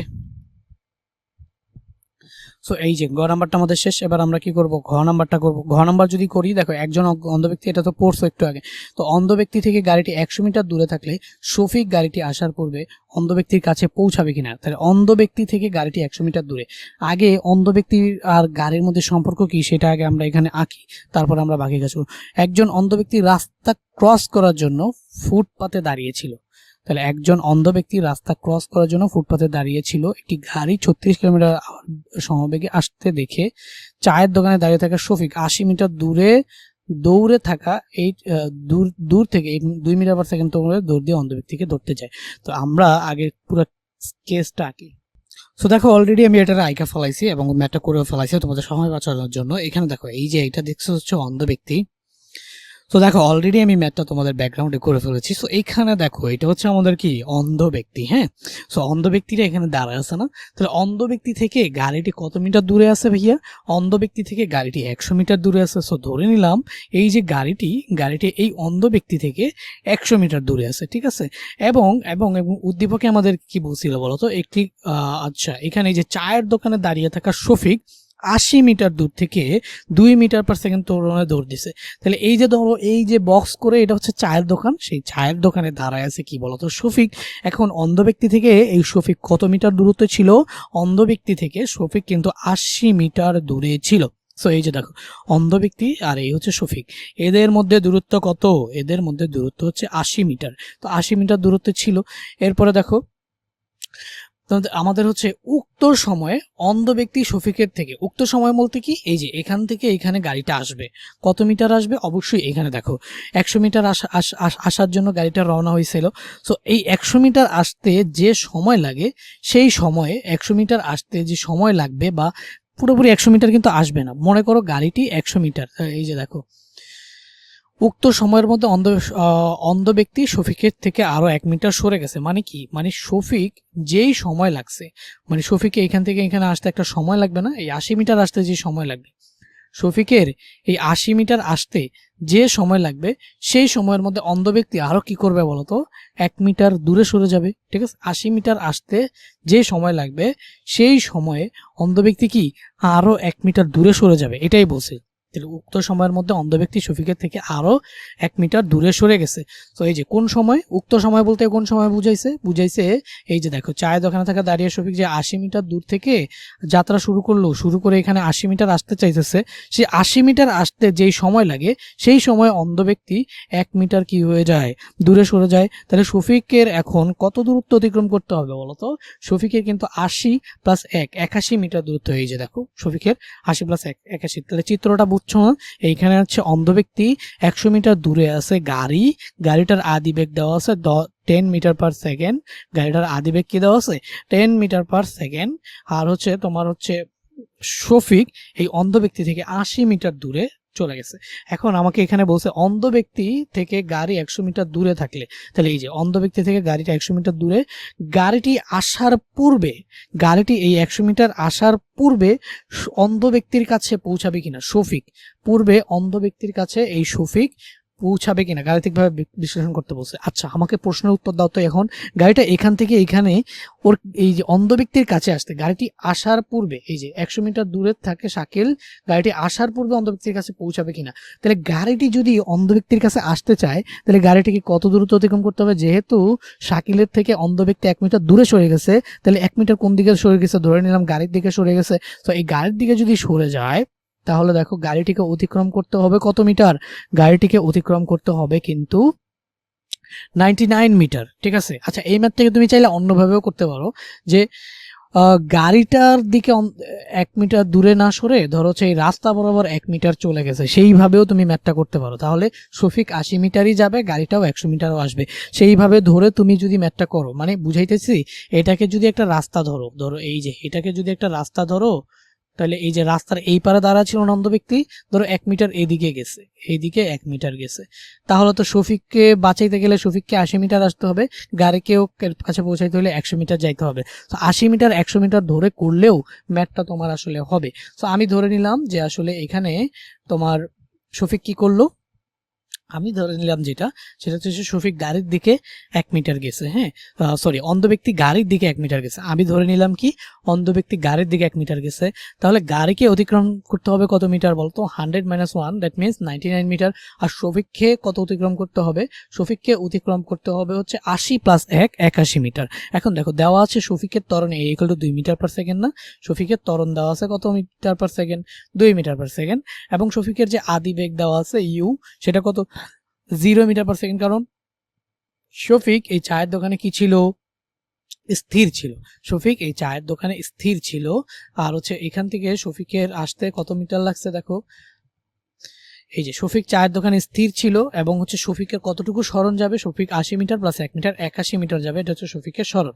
আর গাড়ির আদিবেগ ছিল 10 metre per second, 10 metre per second বেগে এটা যাত্রা করছিল। গাড়ির সরণ s2 কত, এই যে আমি ধরে নিছিলাম যে গাড়ির দিকে 1 মিটার সরে গেছে, তাহলে গাড়ির এখানে অতিক্রম করতে হবে কত মিটার, 99 মিটার। সো আগে দেখি, আচ্ছা দেখো গাড়িটি এখান থেকে এখানে আসতে যে সময় লাগে, শফিক যদি ওই সময়ের মধ্যে 80 মিটার বা তার থেকে বেশি দূরত্ব অতিক্রম করার ক্ষমতা থাকে, তাহলে অন্ধ ব্যক্তি গাড়িটি আসার পূর্বেই শফিক অন্ধ ব্যক্তির কাছে পৌঁছায় যাবে এবং বাঁচাইতে পারবে। বাট গাড়িটি এখান থেকে এখানে আসতে যেই সময় লাগে, সেই সময়ের মধ্যে শফিক যদি 80 মিটারের কম দূরত্ব অতিক্রম করে, যে দেখ শফিকের ক্ষমতা কি আদিবেগ হচ্ছে 0 আর এটা হচ্ছে কি 2 মিটার পার সেকেন্ড ত্বরণে আসতে পারে, তাহলে এটা তো লিমিটেড। তাহলে এই যে গাড়িটা এখান থেকে আসতে 100 মিটার গাড়িটা আসতে কত টাইম লাগে, সবার আগে যদি আমরা সেই টাইমটা বের করে ফেলি, মানে গাড়িটা আসতে কত সময় লাগতেছে, ওইখান থেকে এখানে আসতেছে কত সময় লাগতেছে, সেই টাইমটা যদি আগে বের করি, তাহলে ওই টাইমটা দিয়ে তুমি যদি হচ্ছে এই যে শফিক এখান থেকে যাত্রা করে এখানে, ওই টাইমের মধ্যে শফিক এই অ্যাবিলিটি নিয়ে 2 মিটার পার সেকেন্ড ত্বরণ নিয়ে কতটুকু যাইতে পারে সেটা যদি বের করো, সেটা যদি 80 মিটারের কম হয় তাহলে শফিক পৌঁছাতে পারবে না, অন্ধ ব্যক্তিকে বাঁচাতে পারবে না। আর যদি শফিক 80 মিটারের থেকে বেশি দূরত্ব অতিক্রম করা সম্ভব হয়, তাহলে শফিক এখান থেকে এখানে চলে আসবে এবং অন্ধ ব্যক্তিকেও কি বাঁচাবে। সো দেখো এখানে আমরা হচ্ছে যেহেতু গাড়িটি সমবেগে চলে, তাহলে গাড়িটি এই যে সমবেগে দূরত্ব সূত্র কি s = v t, এখানে v মানে কি ধরে নিয়েছিলাম, আদিবেগ কি ধরে নিয়েছিলাম, u ধরে নিয়েছিলাম না, u2। তো এই যে v এর জায়গায় আমি u2 বসাই দিছি t, আর s এর জায়গায় s2। এখন হচ্ছে এখান থেকে t = s2/u2 = 99/100, মানে হচ্ছে এই যে s2 এর ভ্যালু কত, s2 এর ভ্যালু তো হচ্ছে 99, আর হচ্ছে u2 এর ভ্যালু কত 10। সো আমি এখানে কি পাইলাম 9.9 সেকেন্ড। তাহলে গাড়িটার এখান থেকে এই যে অন্ধ ব্যক্তির কাছে আসতে 9.9 সেকেন্ড সময় লাগে। তাহলে গাড়িটি অন্ধ ব্যক্তির কাছে আসতে 9.9 সেকেন্ড সময় লাগবে। এই সময়ের মধ্যে শফিক যদি 80 মিটার, মানে এই সময়ের মধ্যে শফিক 80 মিটারের বেশি দূরত্ব অর্জন করা সম্ভব কিনা সেটা এখন আমরা দেখবো। তো দেখো এই সময়ে শফিকের অতিক্রান্ত দূরত্ব যদি তুমি s প্রাইম ধরো, তাহলে s প্রাইম = তুমি কি লিখতে পারো, এই যে যেহেতু এটা ত্বরণে চলে, ত্বরণে চললে দূরত্ব বের করার সূত্র কি ut + ½ at²। যারা বেসিক ক্লাস দেখো নাই আবারও দেখে আসো, তাহলে তোমাদের কাছে একদম ক্লিয়ার হয়ে যাবে। s প্রাইম = কি বলো, ut + ½ at² = এই যে দেখো u কত, এই যে এই শফিকের জন্য u কত, শফিকের আদিবেগ 0 না, তাহলে শফিকের জন্য u হচ্ছে 0 metre per second plus half, এই যে হাফের জায়গায় হাফ ইন্টু এর জায়গায় কত 2, আর টি স্কোয়ার কি 9.9। সো এখানে আমরা পাইলাম 98.01 মিটার। দেখছো, তার মানে শফিকের এই ত্বরণ নিয়ে এই সময় গাড়িটা আসতে যেই সময় লাগবে সেই সময় 98.01 মিটার যাওয়ার সক্ষমতা আছে। বাট ওর যাওয়া লাগবে কত বলো তো, 81 মিটার। তার মানে ওই অনেক আগেই, ওই যেভাবে দৌড়াচ্ছিল গাড়িটা আসার আগেই কি হবে বলো তো, এখানে পৌঁছে যাবে। সো এখানে দেখো এফ প্রাইম যেহেতু S1 এর থেকে বড়, তাহলে শফিক গাড়িটি আসার আগে অন্ধ ব্যক্তির কাছে পৌঁছে যাবে। সো এই ছিল তোমাদের ঘ নাম্বার প্রশ্নের উত্তর। আশা করি এই প্রশ্নটা বুঝতে পারছো। এরপরে চলো আমরা নেক্সট কোয়েশ্চেনের দিকে আগাই। এই প্রশ্নটা পয়রা ফেলাও রে, এই প্রশ্নটা পয়রা ফেলাও। 200 গ্রাম ভরের একটি ক্রিকেট বলকে 40 মিটার পার সেকেন্ড খাড়া উপরের দিকে নিক্ষেপ করা হলো। ঠিক ওই মুহূর্তে 2 কেজি ভরের একটি অপর বস্তুকে 150 মিটার উঁচু স্থান থেকে ফেলে দেওয়া হলো। তাহলে উপরে মারা নিচে ফেলা। আচ্ছা ঠিক আছে, আগে ক খটা বুঝানো, তারপরে গ ঘ আমরা করব, ঠিক আছে, হাম করেঙ্গে। তো এখানে দেখো ক হচ্ছে মন্দন কাকে বলে, খ স্পন্দন গতি, এক ধরনের পর্যাবৃত্ত গতি, এটা বলছে। আচ্ছা তাহলে মন্দন কাকে বলে? আরে এটা তো সহজ কথা, যখন কোনো বস্তুর বেগ বৃদ্ধি পায় তখন সেটাকে আমরা বলি ত্বরণ। কোনো বস্তুর বেগ যদি হ্রাস পায় তাহলে সেটাকে আমরা কি বলি? মন্দন। দেখো দেখো দেখো, মনে করো এটা একটা বস্তু, এটাতে তুমি ধাক্কা দিলা, তাহলে ধাক্কা দিলে মনে করো বল দিতেছো, তাহলে এই বস্তুটা যাচ্ছে যাচ্ছে যাচ্ছে, আর বল বাড়াইতেছে, ধাক্কা বাড়াইতেছে, তাহলে এই বস্তুটার স্পিড বাড়বে। এখন করলা কি, এই বস্তুটা এইভাবে আসছে, আরেকজন করলো কি, এই দিক থেকে ধাক্কা দেওয়া শুরু করলো, এই দিক থেকে বল দেওয়া শুরু করলো, অথবা ব্রেক চাপলো, যেটাই বলো, এই দিক থেকে বল দেওয়া শুরু করো। যদি এদিক থেকে বল দেওয়া শুরু করো তাহলে ঘটনা কোনটা ঘটবে বলো? ঘটনা যেটা ঘটবে, এইটার যে বলটা আছে, এই মানে বেগটা আছে, সেটা হ্রাস পাওয়া শুরু করবে। সো এই যে বিপরীত দিকে বল দেওয়ার কারণে বেগ কি পায়? হ্রাস পায় না। তাহলে বেগ যে হ্রাস পায়, প্রত্যেক সেকেন্ডে বেগ কতটুকু পরিমাণে হ্রাস পায়, তাহলে একক সেকেন্ডে বেগ হ্রাসের হারকে কি বলা হয়? মন্দন বলা হয়। স্পন্দন গতি এক ধরনের পর্যাবৃত্ত গতি। দেখো একটু আগে এটা ব্যাখ্যা করে আসছি যে স্পন্দন গতি এক ধরনের পর্যাবৃত্ত গতি। কেন? কারণ স্পন্দন গতি কাকে বলে? কোনো গতিশীল বস্তুর গতি যদি এমন হয় যে এটা গতিপথের, এই যে আচ্ছা পেন্ডুলাম দেখছো না, এই যে পেন্ডুলাম চিনো? এত কিছু চিনার দরকার নাই। একটা হচ্ছে এই যে ধরো, এটা একটা কি পেন্ডুলাম ভাইয়া বুঝি না কি পেন্ডুলাম বলতেছেন, তুমি জাস্ট এটা বুঝো, এটা একটা সুতা, এটা একটা কি সুতা, আর এখানে একটা পাথর। তো এই পাথরটাকে এতটুকু উচ্চতায় উঠায়া তুমি হাত দিয়ে সুতাটারে ধরে রাখছো, এই যে এটা ধরো তোমার হাত দিয়ে তুমি এটারে ধরে রাখছো, ধরে জাস্ট এই যে এটারে বাম হাত দিয়ে এদিকে এখানে উঠায় নিয়ে ছেড়ে দিছো, তাহলে এটা এই পর্যন্ত উঠবে, আবার এখানে চলে যাবে, আবার এখানে আসবে, আবার এখানে আসবে, এইভাবে এইভাবে এটা কিন্তু উঠবে নামবে। তো এই ধরনের গতি মানে বস্তুর গতিকালের গতি অর্ধেক সময় যদি একটা নির্দিষ্ট দিকে এবং বাকি অর্ধেক সময় একই পথে বিপরীত দিকে ফিরে আসে, তখন তাকে আমরা কি বলবো? স্পন্দন গতি। আর স্পন্দন গতি এক পর্যাবৃত্ত গতি। কেন পর্যাবৃত্ত গতি? কারণ এটা গতিপথের একটা নির্দিষ্ট বিন্দুকে নির্দিষ্ট সময় পর পর একই দিক থেকে অতিক্রম করে। যদি কোনো বস্তু তার গতিপথের নির্দিষ্ট বিন্দুকে নির্দিষ্ট সময় পর পর একই দিক থেকে অতিক্রম করে, তখন সেই গতিটাকে আমরা কি বলবো?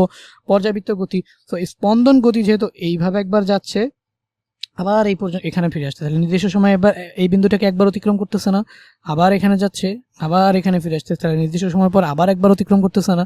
তাহলে দেখো নির্দিষ্ট সময় পর পর একটা নির্দিষ্ট দিক থেকে বারবার এটাকে কি করতে থাকবে? অতিক্রম করতে থাকবে। সো এই ধরনের গতিকে কি বলা হয়? পর্যাবৃত্ত গতি। বাট এটা একটা স্পন্দন গতি, একটা পর্যাবৃত্ত গতি। কারণ কি গতি, এটা স্পন্দন গতি কেন? গতিপথের অর্ধেক সময় একই দিকে, বাকি অর্ধেক সময় এটা একই পথে বিপরীত দিকে ফিরে আসে, তো এটা হচ্ছে স্পন্দন গতি। বাট স্পন্দন গতিটা মেনটেন করতে গিয়ে দেখা যায় যে নির্দিষ্ট সময় পর একটা নির্দিষ্ট বিন্দুকে একই দিক থেকে অতিক্রম করবে, সেটা হচ্ছিল পর্যাবৃত্ত গতি। স্পন্দন গতি মেনটেন করতে গিয়ে দেখা যায় যে এই নির্দিষ্ট বিন্দুকে নির্দিষ্ট সময় পর একই দিক থেকে অতিক্রম করে। সুতরাং স্পন্দন গতিও একটা কি হয়ে যায়? পর্যাবৃত্ত গতি হয়ে যায়। আশা করি ক এবং খ বুঝে গেছো। এইবার হচ্ছে গ নম্বর প্রশ্নটার পালা। গ নম্বর প্রশ্নটা ক্রিকেট বলটির বিচরণ কাল নির্ণয় করতে বলছে। তাহলে আগে আমরা চিত্রটা আঁকি। চিত্রটা যদি আমি আঁকি তাহলে কি করা হয়েছে বলতো? 200 গ্রাম ভরের একটি ক্রিকেট বলকে 40 মিটার বেগে খাড়া উপরের দিকে নিক্ষেপ করা হলো। তো এই যে ধরো তুমি এখানে দাঁড়ায় আছো, ঠিক আছে, এই যে এখানে তোমার হাত দিয়ে এখানে ধরো একটা বল আছে 200 গ্রাম ভরের, এই যে, তাহলে এই যে বলটা এম ইকুয়াল টু কত গ্রাম? 200 গ্রাম। তো এই 200 গ্রাম ভরের বলটারে তুমি খাড়া উপরের দিকে নিক্ষেপ করে দিলা। তো এই যে নিক্ষেপ করলা, নিক্ষেপ করার সময় এর একটা আদিবেগও আছে, সেই আদিবেগটা আবার কত দিয়ে দিছে বলতো? ইউ সমান সমান কত দিয়ে দিছে? আদিবেগ হচ্ছে দিয়ে দিছে 40 মিটার পার সেকেন্ড। তাহলে 40 মিটার পার সেকেন্ড। তো দুইটা জিনিস দিয়ে দিছে, একটা হচ্ছে এম ইকুয়াল টু 200 গ্রাম ভরের একটা বস্তু, সেই 200 গ্রাম ভরের একটা বস্তুকে উপরের দিকে খাড়া উপরের দিকে নিক্ষেপ করলা কত মিটার পার সেকেন্ড বেগে? 40 মিটার পার সেকেন্ড বেগে। তাহলে 40 মিটার পার সেকেন্ড বেগে এটাকে খাড়া উপরের দিকে নিক্ষেপ করা হলো। ঠিক ওই মুহূর্তে, আচ্ছা ক্রিকেট বলটি যেহেতু বলছে, তাহলে এই যে ঠিক এই মুহূর্তে এই কেসটা আমাদের দরকার নেই, কারণ এই কেসটা হচ্ছে অপর একটি বস্তু নিয়ে তো কিছু বলে নাই, বলছে বস্তু নিয়ে কিছু বলে নাই। সো গ নাম্বারে আমাদের বস্তু নিয়ে কোনো কাজ কারবারও নাই, সেকেন্ড উদ্দীপকটা পড়লাম না। এখানে বলছে 200 গ্রাম ভরের এই যে ক্রিকেট বলটির বিচরণ কাল। বিচরণ কাল বলতে কি ভাই? বিচরণ কাল বলতে কি আমাকে বলতো? এই যে ধরো বলটা এখান থেকে যে তুমি উপরে মারলা, তাহলে এটা একটা উচ্চতায় উঠবে না, উচ্চতা উঠতে উঠতে ধরো এই যে জি কোন দিকে কাজ করতেছে একটু আগে বুঝে আসছি, জি কাজ করে কোথায়, নিচের দিকে। যেহেতু উপরের দিকে মারতেছো তাহলে জি কাজ করে কোথায়, উপরের দিকে। জি কাজ করে হচ্ছে নেগেটিভ, জি উপরের দিকে কাজ করে, মানে জি কাজ করে হচ্ছে মেইনলি, জি কাজ করে হচ্ছে নিচের দিকে। তাহলে নিচের দিকে জি মানে হচ্ছে অভিকর্ষজ ত্বরণ, কারণ পৃথিবীর আকর্ষণ বল নিচের দিকে, তো অভিকর্ষজ ত্বরণও নিচের দিকে, কিন্তু বস্তুটা যাইতে যাচ্ছে উপরের দিকে। তাহলে উপরের দিকে কি করবে, মাইনাস জি কাজ করবে না? আর মাইনাস জি উপরের দিকে কাজ করা মানে কি, তোমার যে ত্বরণের মানটা ছিল সেটা কি বাড়াবে? ওরে না রে, এটা কমাবে। আরে মাইনাস মানে কি, প্রত্যেক সেকেন্ডে তোমার ত্বরণের মান কমাবে। কমাইতে কমাইতে কমাইতে কমাইতে ত্বরণের মান কমানো মানে কি বলতো, ত্বরণ নেগেটিভ হওয়া মানে কি, বেগকে কি করা, সরি দেখো আমি এখানে বলতে চাচ্ছিলাম যে বেগের মান কমাবে। আচ্ছা ত্বরণের মান কমাবে না, ত্বরণ তো জি নির্দিষ্ট, তাহলে ত্বরণের মান কমাবে না, এখানে কি কমাবে, বেগের মান কমাবে। যখন এই বস্তুটা নিচ থেকে উপরের দিকে যাচ্ছে, জি কাজ করতেছে কোথায় বলো, জি কাজ করতেছে নিচের দিকে, বাট বস্তুটা যাচ্ছে উপরের দিকে, তাহলে উপরের দিকে জি কি হবে বলো তো, নেগেটিভ হবে না? দেখো জি তো নর্মালি নিচের দিকে কাজ করে, কারণ পৃথিবীর আকর্ষণ বল নিচের দিকে, তাহলে জি কাজ করবে নিচের দিকে, বাট বস্তুটা যাচ্ছে কোন দিকে, উপরের দিকে, তাহলে এই জি কি তার বিপরীত না? বিপরীত মানে কি, নেগেটিভ জি না? নেগেটিভ জি মানে কি, ত্বরণের মান নেগেটিভ মানে কি, বেগের মান কি কমাবে। ত্বরণের মান নেগেটিভ মানে কি, এটার মন্দন না, এটা হয়ে যাবে মন্দন। তার মানে এই যে equal to 40 metre per second, এই বেগটাকে কি করবে বলো তো, কমাইতে থাকবে। কমাইতে কমাইতে কমাইতে কমাইতে এক সময় গিয়ে বেগটা কি হয়ে যাবে, শূন্য হয়ে যাবে। V equal to 0 metre per second, এটা সর্বোচ্চ উচ্চতায় V equal to 0 metre per second.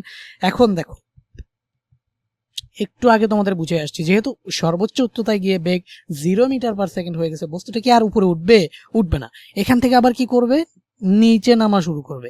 বস্তুটা আর উপরে উঠবে না, এখান থেকে কি করা শুরু করবে ভাইয়া, এখান থেকে হচ্ছে নিচে নামা শুরু করবে। ঠিক আছে, তো যদি নিচে নামা শুরু করে, এখন দেখো যেইভাবে জি এর মান কমতে কমতে কমতে কমতে উপরে উঠছে না, সরি জি এর তো নেগেটিভ ছিল, যেভাবে ইউ এর মান, জি নেগেটিভ থাকার কারণে ইউ এর মান কমতে কমতে কমতে কমতে উপরে উঠছে না, সেইভাবে যখন ভি 0 মানে শেষ বেগ, এখানে পৌঁছানোর পর বেগ 0 হয়ে যাওয়ার পরে জি আবার এখন কি পজিটিভলি কাজ করতেছে, তাহলে বেগের মান বাড়তে বাড়তে বাড়তে বাড়তে আবার নিচে পড়বে। তো বাড়তে বাড়তে বাড়তে বাড়তে 0 ছিল, আবার পড়ার ঠিক আগ মুহূর্তে 40 মিটার পার সেকেন্ড নিয়েই কিন্তু নিচে পড়বে। সো যেইভাবে উপরে উঠবে কমতে কমতে, ঠিক একইভাবে নিচে নামবে বাড়তে বাড়তে। তাহলে উপরে উঠতে যদি সময় লাগে টি, আবার নিচে নামতে এই যে দেখো উপরে উঠতে যেই সময় লাগবে, তাহলে এইভাবে যেভাবে বেগ কমতে কমতে উপরে উঠতে যেই সময় লাগবে, ওই একই জায়গা থেকে যেহেতু একই জি কাজ করতেছে, তাহলে কি আবার নামতে নামতে নামতে নামতে কি একই সময় লাগবে। তাহলে উপরে উঠতে একটা বস্তু যেই সময় লাগে, ঠিক আছে, যেই বেগ নিয়ে শুরু করে আর উঠতে যেই সময় লাগে, ঠিক নিচে পড়ার মুহূর্তেও সেই একই বেগ নিয়ে তোমার হচ্ছে ঠিক একই বেগ নিয়ে যেই জায়গা থেকে উঠছিল ঠিক সেই জায়গায় ফিরে আসে। তো যেইভাবে না উপরে উঠে কমতে কমতে উঠে সর্বোচ্চ উচ্চতায় ওঠার পরে বেগ শূন্য হয়ে যায়, নামতে নামতে সেই একই সময়ে ওই একই বেগ নিয়ে নিচে নামে। তাহলে দেখো সময় দুইটার ক্ষেত্রে উপরে উঠতে যেই সময় লাগে, নিচে নামতেও কি সেই একই সময় লাগে। তো আগে আমি যদি উপরে উঠার সময় বের করে ফেলি এবং সেটাকে 2 দিয়ে গুণ করি, তাহলে হচ্ছে কি বিচরণ কাল চাইছে। বিচরণ কাল মানে কি, আগে দেখো বিচরণ কাল মানে কি, এই যে এখান থেকে এইখানে উঠতে একটা সময় লাগছে না, সেটা ধরো হচ্ছে T1, আবার এখান থেকে এইখানে একটা নামতে সময় লাগছে না, সেটা ধরো হচ্ছে T2, তাহলে T1 প্লাস T2 এটাই হচ্ছে গিয়ে কি তোমার বিচরণ কাল। তার মানে আমি তোমাকে যদি বিচরণ কালটা একদম সহজে বুঝাই, সেটা হচ্ছে কতক্ষণ যাবত শূন্যে ছিল। তাহলে বিচরণ কাল এই কথাটার মানে আমি তোমাকে একটু লিখে দিই, যে কতক্ষণ যাবত শূন্যে ছিল। শূন্যে ছিল মানে কি বলো, শূন্যে ছিল, কতক্ষণ যাবত শূন্যে ছিল। শূন্যে ছিল মানে কি এটা আকাশে ছিল, এখান থেকে যাত্রা শুরু করে উপরে উঠছে, আবার এখান থেকে যাত্রা শুরু করে আবার একই বিন্দুতে মানে নিচে ফিরে আসছে। সো এই কতক্ষণ যাবত এটা উপরে ছিল, শূন্যে ছিল, সেটাই হচ্ছে তার বিচরণ কাল। কতক্ষণ যাবত সে শূন্যে ছিল মানে আকাশে ছিল বা নিচে পড়ে নাই, সেটাই হচ্ছে তার বিচরণ কাল। তো আমরা দেখলাম সর্বোচ্চ উচ্চতায় উঠতে যেই সময় লাগে, সর্বোচ্চ মানে আবার ওই সর্বোচ্চ উচ্চতা থেকে নিচে ফিরে আসতে একই সময় লাগে। তো আগে আমরা তোমাকে দেখবো সর্বোচ্চ উচ্চতায় উঠতে কত সময় লাগে। এখানে দেখো সর্বোচ্চ উচ্চতায় উঠতে সময়, সর্বোচ্চ উচ্চতায় উঠতে সময়, ঠিক আছে, উঠতে সময় লাগে, সময় ধরো হচ্ছে কি, সময় লাগবে ধরো টি, সময় লাগবে কি টি। সুতরাং আমরা জানি কি জানি আমরা জানি হচ্ছে একটা formula, V equal to U এই যে দেখো উপরে উঠতেছে না, তাহলে এখানে প্লাস জিটি দিবা নাকি মাইনাস জিটি দিবা? Minus G T. আচ্ছা, এটা ফর্মুলা ছিল V equal to you plus A T. তো এখানে আমাদের এই যে এর জায়গায় কে চলে আসবে? অভিকর্ষজ ত্বরণ, ত্বরণের জায়গায় অভিকর্ষজ ত্বরণ, তাহলে ইউ মাইনাস জিটি। আর এখানে মাইনাস কেন? কারণ বলটা কোথায় যাচ্ছে? উপরে যাচ্ছে, আর জি তো নিচের দিকে পজিটিভ, তাহলে জি নিচের দিকে পজিটিভ, উপরের দিকে যেহেতু জি যাচ্ছে তাহলে জি নেগেটিভ, তাহলে V equal to U minus GT. আর এখানে হচ্ছে এই যে দেওয়া আছে কি কি সেটা তো তোমরা লিখেই নিবা, ঠিক আছে? এই সাইডে এখানে দেওয়া আছে কি কি লিখে নিবা। দেওয়া আছে লিখে এই যে দেখো আদিবেগ দেওয়া আছে, আদিবেগ U equal to 40 metre per second, শেষ বেগ V equal to 0 metre per second, আমরা জানি ত্বরণ জি ইকুয়াল টু কি, এগুলা দেওয়া আছে দিয়ে তুমি লিখে নিবা। তো আমি ডিরেক্টলি ম্যাথটা করি, দেখো আমার এই কি লাগবে, সর্বোচ্চ উচ্চতায় উঠতে সময় টি, তাহলে এই যে এই টি সময়টা লাগবে। আমি যদি টিটাকে বের করি তাহলে এই যে জি টিটাকে এই পাশে নিয়ে আসি আর ভিটাকে ওই পাশে নিয়ে যাই। সো এই যে দেখো, সো ভিটা এই যে V equal to U minus G T, তাহলে জিটিটা এই পাশে নেগেটিভ ছিল, এই পাশে এসে জিটিটা হয়ে গেল পজিটিভ, আর এখানে আমাদের ভিটা পজিটিভ ছিল, ওই পাশে হয়ে গেল negative. So G T equal to U minus V. তোমার লাগবে কি বলো তো? টি। তুমি লাগবে হচ্ছে কি টি, তাহলে টি ইকুয়াল টু কি বলো? You minus V by G. এখন ভ্যালুগুলা বসায় দাও, তাহলে ইউ কত? এখানে তোমার ইউ কত তুমি জানো, তোমার ইউ হচ্ছে কত? 40। আর ভি কত? ইউ তো তোমার 40, আর ভি কত? ভি হচ্ছে 0, আর জি কত? জি হচ্ছে 9.8। সো এইটাকে তুমি হচ্ছে যদি ভাগ করে ফেলো তাহলে তুমি হচ্ছে পাবা কত? 4.08। তাহলে তুমি 4.08 সেকেন্ড সময় পাইলা। তাহলে এই 4.08 সেকেন্ড কেন লাগছে বলো? এই 4.08 সেকেন্ড সময় কেন লাগছে? এটাকে সর্বোচ্চ উচ্চতায় উঠতে এই সময়টা লাগছে, বুঝছো? তাহলে এই 4.08 সেকেন্ড সময়টা হচ্ছে সর্বোচ্চ উচ্চতায় উঠতে লাগছে। সুতরাং বিচরণ কাল, বিচরণ কাল মানে কি বলতো? উঠতে যেই সময় লাগছে আর নামতে যেই সময় লাগছে, বিচরণ কাল টোটাল সময়, সেটাকে আমরা ক্যাপিটাল টি দিয়ে প্রকাশ করলে, ক্যাপিটাল টি দিয়ে যদি প্রকাশ করি তাহলে কি দেখো তো, উঠতে কি সময় লাগছিল আর নামতে কি সময় লাগছিল, টোটাল সময়টাই হচ্ছে বিচরণ কাল। তাহলে বিচরণ কাল টি ইকুয়াল টু আমরা কি লিখতে পারি? এই যে 2 into small tea. 2 into small tea কেন? কারণ উঠতে যে সময় লাগছে নামতে সেই একই সময় লাগছে। তো উঠতে যদি টি লাগে প্লাস নামতেও যদি টি লাগে, তাহলে টি প্লাস টি কি 2টি না? তাহলে এই যে 2টি, তাহলে এই যে 2টি, 2 ইন্টু এখন আমাদের টি কত? আমাদের হচ্ছে 4.08 সেকেন্ড, তাই না? 4.08 সেকেন্ড। সো এইখান থেকে আমরা কি পাই? 8.16 সেকেন্ড। তার মানে বিচরণকাল আমরা কত পাইলাম? ক্রিকেট বলটির বিচরণকাল নির্ণয় করো। বিচরণকাল হচ্ছে 8.16 সেকেন্ড। তো 8.16 সেকেন্ড যাবত সে কি করছে? শূন্যে ছিল, হাওয়ায় ছিল। ওকে, এবার আমরা ঘ নম্বর প্রশ্নের দিকে চলে যাই। আচ্ছা, ঘ নম্বর প্রশ্নে আমাদের যেটা বলেছে যে ভূপৃষ্ঠ হতে কত উচ্চতায় বস্তু দুটি মিলিত হবে। আগে আমরা দেখি এই যে বস্তু দুইটার ঘটনাটা কি বলছে। দেখো খুব মনোযোগ দিয়ে বুঝো, এটা ইম্পর্টেন্ট কোয়েশ্চেন। সো এই কোয়েশ্চেনটা আবার ইম্পর্টেন্ট আছে, আবার একটু ক্রিটিক্যালও লাগতে পারে অনেকের কাছে। এখান থেকে দেখো আমরা ধরে নিলাম এই যে এখান থেকে আমরা বলটাকে ছুঁড়ে মারবো এবং হচ্ছে এই যে ঠিক ওই মুহূর্তে 2 কেজি ভরের একটি অপর বস্তুকে 150 মিটার উঁচু স্থান থেকে ফেলে দেওয়া হলো। সো আমি ধরে নিলাম এই যে এইখান থেকে হচ্ছে তোমার এই যে এইখান থেকে যে এই দূরত্বটা, এখান থেকে যে এই দূরত্বটা সেটা হচ্ছে কত মিটার? এই যে এখান থেকে যে এই দূরত্বটা, সেই দূরত্বটা কত মিটার? এখান থেকে এই দূরত্বটা হচ্ছে 150 মিটার, ঠিক আছে? সো ঘটনা কি ঘটবে? একটা বস্তুকে এই যে এখান থেকে ধরো একটা বস্তুকে উপরের দিকে ছুঁড়ে মারা হবে, ঠিক আছে? তো উপরের দিকে যদি ছুঁড়ে মারা হয় তাহলে 40 মিটার পার সেকেন্ড বেগে, ইউ ইকুয়াল টু আবার কত? 40 মিটার পার সেকেন্ড। তাহলে 40 মিটার পার সেকেন্ডে একটা বস্তুকে এইখান থেকে উপরে দিকে ছুঁড়ে মারা হবে। তাহলে এই বস্তুটা কি উপরের দিকে উঠতে থাকবে এবং আবার কি করা হবে? ঠিক ওই মুহূর্তে 2 কেজি ভরের অপর একটি বস্তুকে 150 মিটার উঁচু স্থান থেকে ফেলে দেওয়া হলো।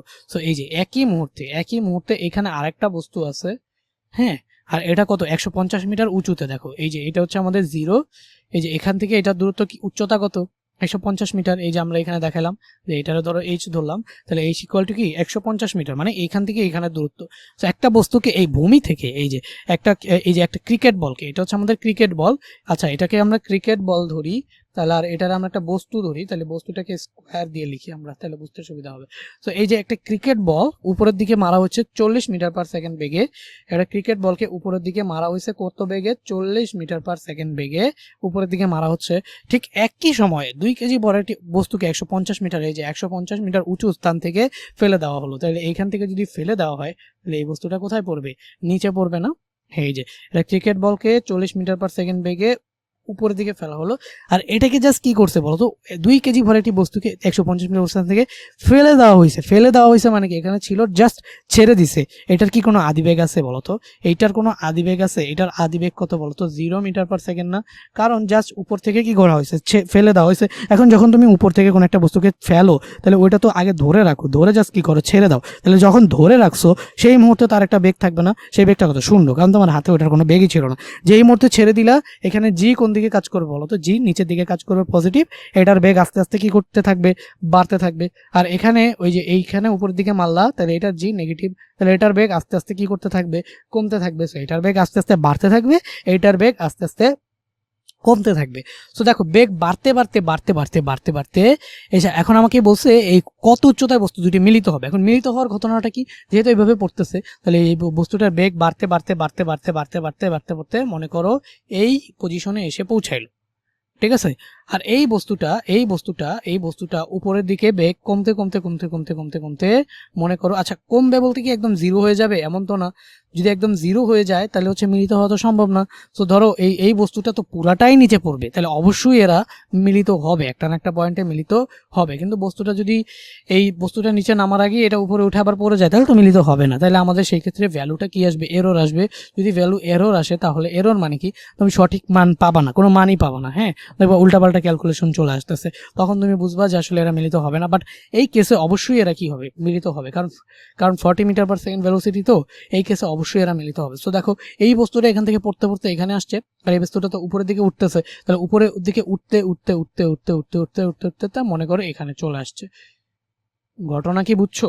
ঘটনাটা যদি না বুঝো আমি আবার একটু সুন্দর করে আঁকি। এই যে ঘটনা, এই বস্তুটা নিচের দিকে পড়তে পড়তে পড়তে পড়তে, এই যে নিচের দিকে পড়তে পড়তে পড়তে পড়তে এইখানে আসছে, আর এই বস্তুটা উপরের দিকে উঠতে উঠতে উঠতে উঠতে এইখানে আসছে।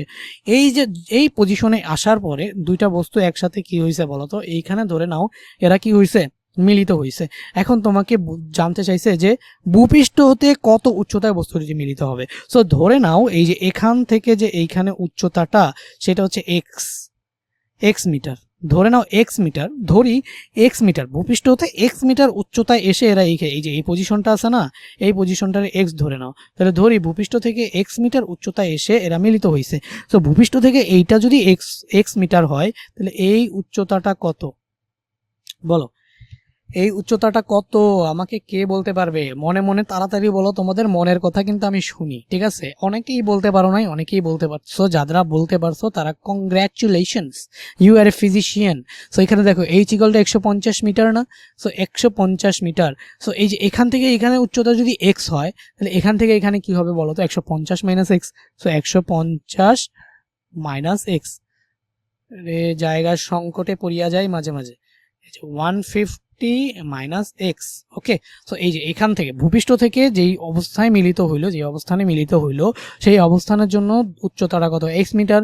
আর হচ্ছে এই যে উপর থেকে যে বস্তুটা পড়তেছিল সেটা হচ্ছে কি, যেহেতু এখান থেকে এতটুকু এক্স মিটার আর পুরোটা হচ্ছে 150, তাহলে এই যে এতটুকু কি হবে? 150 থেকে এক্স কে বাদ দিলে যেটা হবে সেটাই, আবার দুইটাকে যোগ করলে অবশ্যই কি 150 মিটারই পাবা। ওকে, এখন আমাদের দেখতে হবে ভূপৃষ্ঠ হতে কত উচ্চতায় বস্তু দুটি কি হবে বলতো? মিলিত হবে। গাণিতিকভাবে ব্যাখ্যা করো। তো আগে আমি দেখি, এই যে এটা হচ্ছে কি বলতো? ভূপৃষ্ঠ থেকে উপরের দিকে নিক্ষিপ্ত বল, তার মানে আমরা কি বলতে পারি? বলটির অতিক্রান্ত যে দূরত্ব, এই এক্স কি? এক্স কার দূরত্ব বলতো? এক্স কার দূরত্ব? এক্স হচ্ছে কি এই যে বলটি কতটুকু উচ্চতায় উঠছে সেইটা না? এক্স কি? বলটি কতটুকু উচ্চতায় উঠছে সেটা না? আর 150 মাইনাস এক্স কি? বস্তুটা কতটুকু নিচে নামছে সেটা না? তাহলে আমি ধরি যদি বলটি ভূপৃষ্ঠ হতে এক্স মিটার, আচ্ছা ধরে নেই বল এবং বস্তু ভূপৃষ্ঠ হতে এক্স মিটার উচ্চতায় উঠবে। সো পুরা ম্যাথটা আমি অলরেডি তোমাদের করে দিয়েছি, সময় স্বল্পতার জন্য আমি পুরা ম্যাথটা অলরেডি করে ফেলেছি। আর এখানে ম্যাথটার মধ্যে হালকা একটুখানি মডিফিকেশন করেছে। এই চিত্রে দেখো এই যে এই দুইটারই আমি ইউ ধরছিলাম না, একটু আগে দেখতেছিলাম দুইটা ইউ, বাট এখন দেখো একটা হচ্ছে আমরা U1 ধরছি, আরেকটা হচ্ছে U2, আর বাকি যা ছিল তাই আছে। এখানে দেখো ধরি বলটি ভূপৃষ্ঠ হতে এক্স মিটার উচ্চতায়, এখন দেখো তো এই যে এক্স মিটার উচ্চতায় উঠছে, সেই এক্স মিটার উচ্চতায় উঠতে ওর কি একটা সময় লাগবে না? সেই সময়টা ধরে নিলাম টি। এখন একটু খেয়াল করো, তুমি বলটাকে নিচের থেকে উপরের দিকে মারছো, নিচ থেকে এই উপরে উপরে যাইতেছে, আবার ওই একই সময় দেখো এই যে খাড়া উপরের দিকে নিক্ষেপ করা হলো ঠিক ওই মুহূর্তে, মানে যখন উপরের দিকে মারছো আর যখন উপর থেকে ছাড়ছো ওই দুইটা সময় কি একই?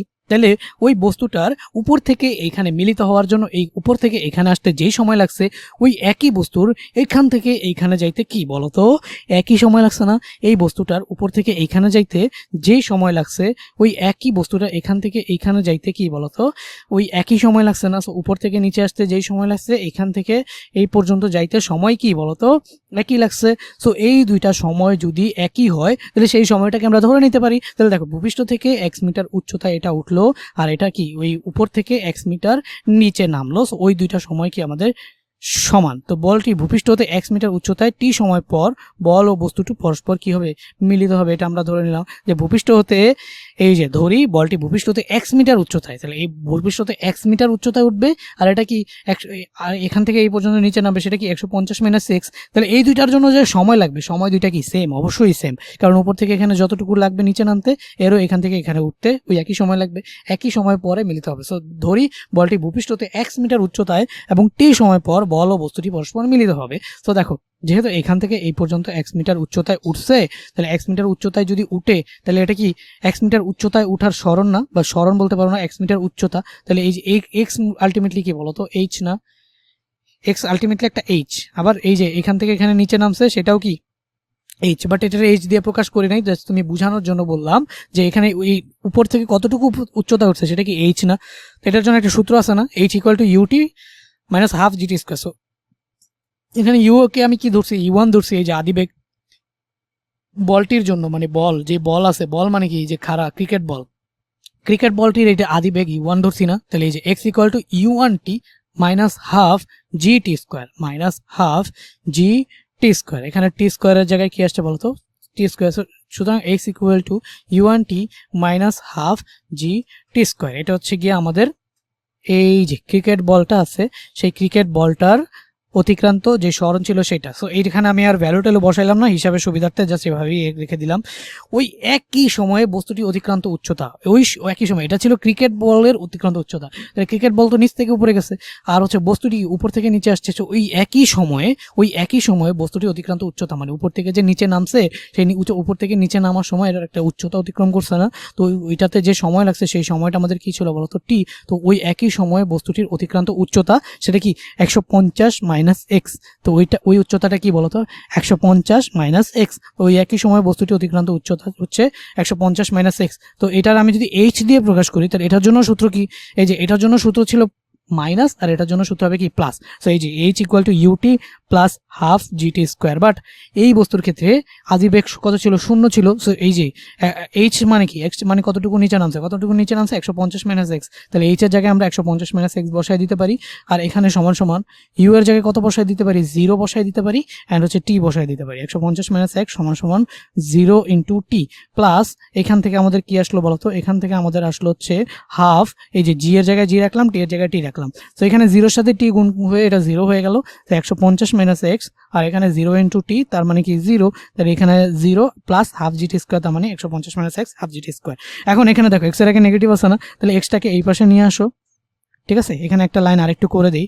সেটা কি করছি ভাইয়া, এই যে 150 জায়গায় 150কে রাখলাম মাইনাস এই যে হাফ জিটি স্কোয়ারকে ওই পাশে নিয়ে গেলাম আর সমান সমান কি আসলো বলতো এক্স। মানে কি এই হাফ জিটি স্কোয়ার আগে পজিটিভ আছে, এটার ওই পাশে নিয়ে গেলে কি হবে, এটা নেগেটিভ হয়ে যাবে না, এটা কিন্তু নেগেটিভ হয়ে যাবে। সো এই যে হাফ জিটি স্কোয়ার 150 জায়গায় 150 ছিল, এই হাফ জিটি স্কোয়ার পুরোটা ওই পাশে নিয়ে গেছে, সেটা মাইনাস হাফ জিটি স্কোয়ার সমান সমান এই এক্সের আগে পজিটিভ ছিল, এটা এই পাশে এসে এক্স হয়ে গেছে। এখন এক্সটাকে এই পাশে লিখলাম x equal to 150 minus half G T square, এরকমভাবে আসলো।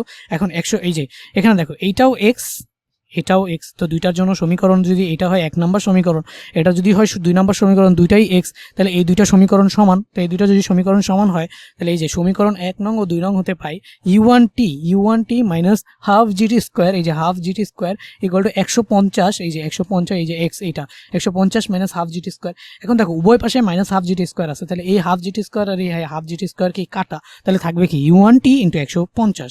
তো এখান থেকে আমার জাস্ট টি এর ভ্যালুটাকে বের করতে হবে। তো টি এর ভ্যালুটা যদি বের করি তাহলে u1 এই যে টি ইকুয়াল টু কি 150 বাই u1। তো u1 এর ভ্যালু কত, ওই যে আদিবেগ ক্রিকেট বলের আদিবেগ সেটা কি 40 মিটার পার সেকেন্ড। সো ইউ1 এর ভ্যালু হচ্ছে 40 metre per second. So 150/40 3.5 second.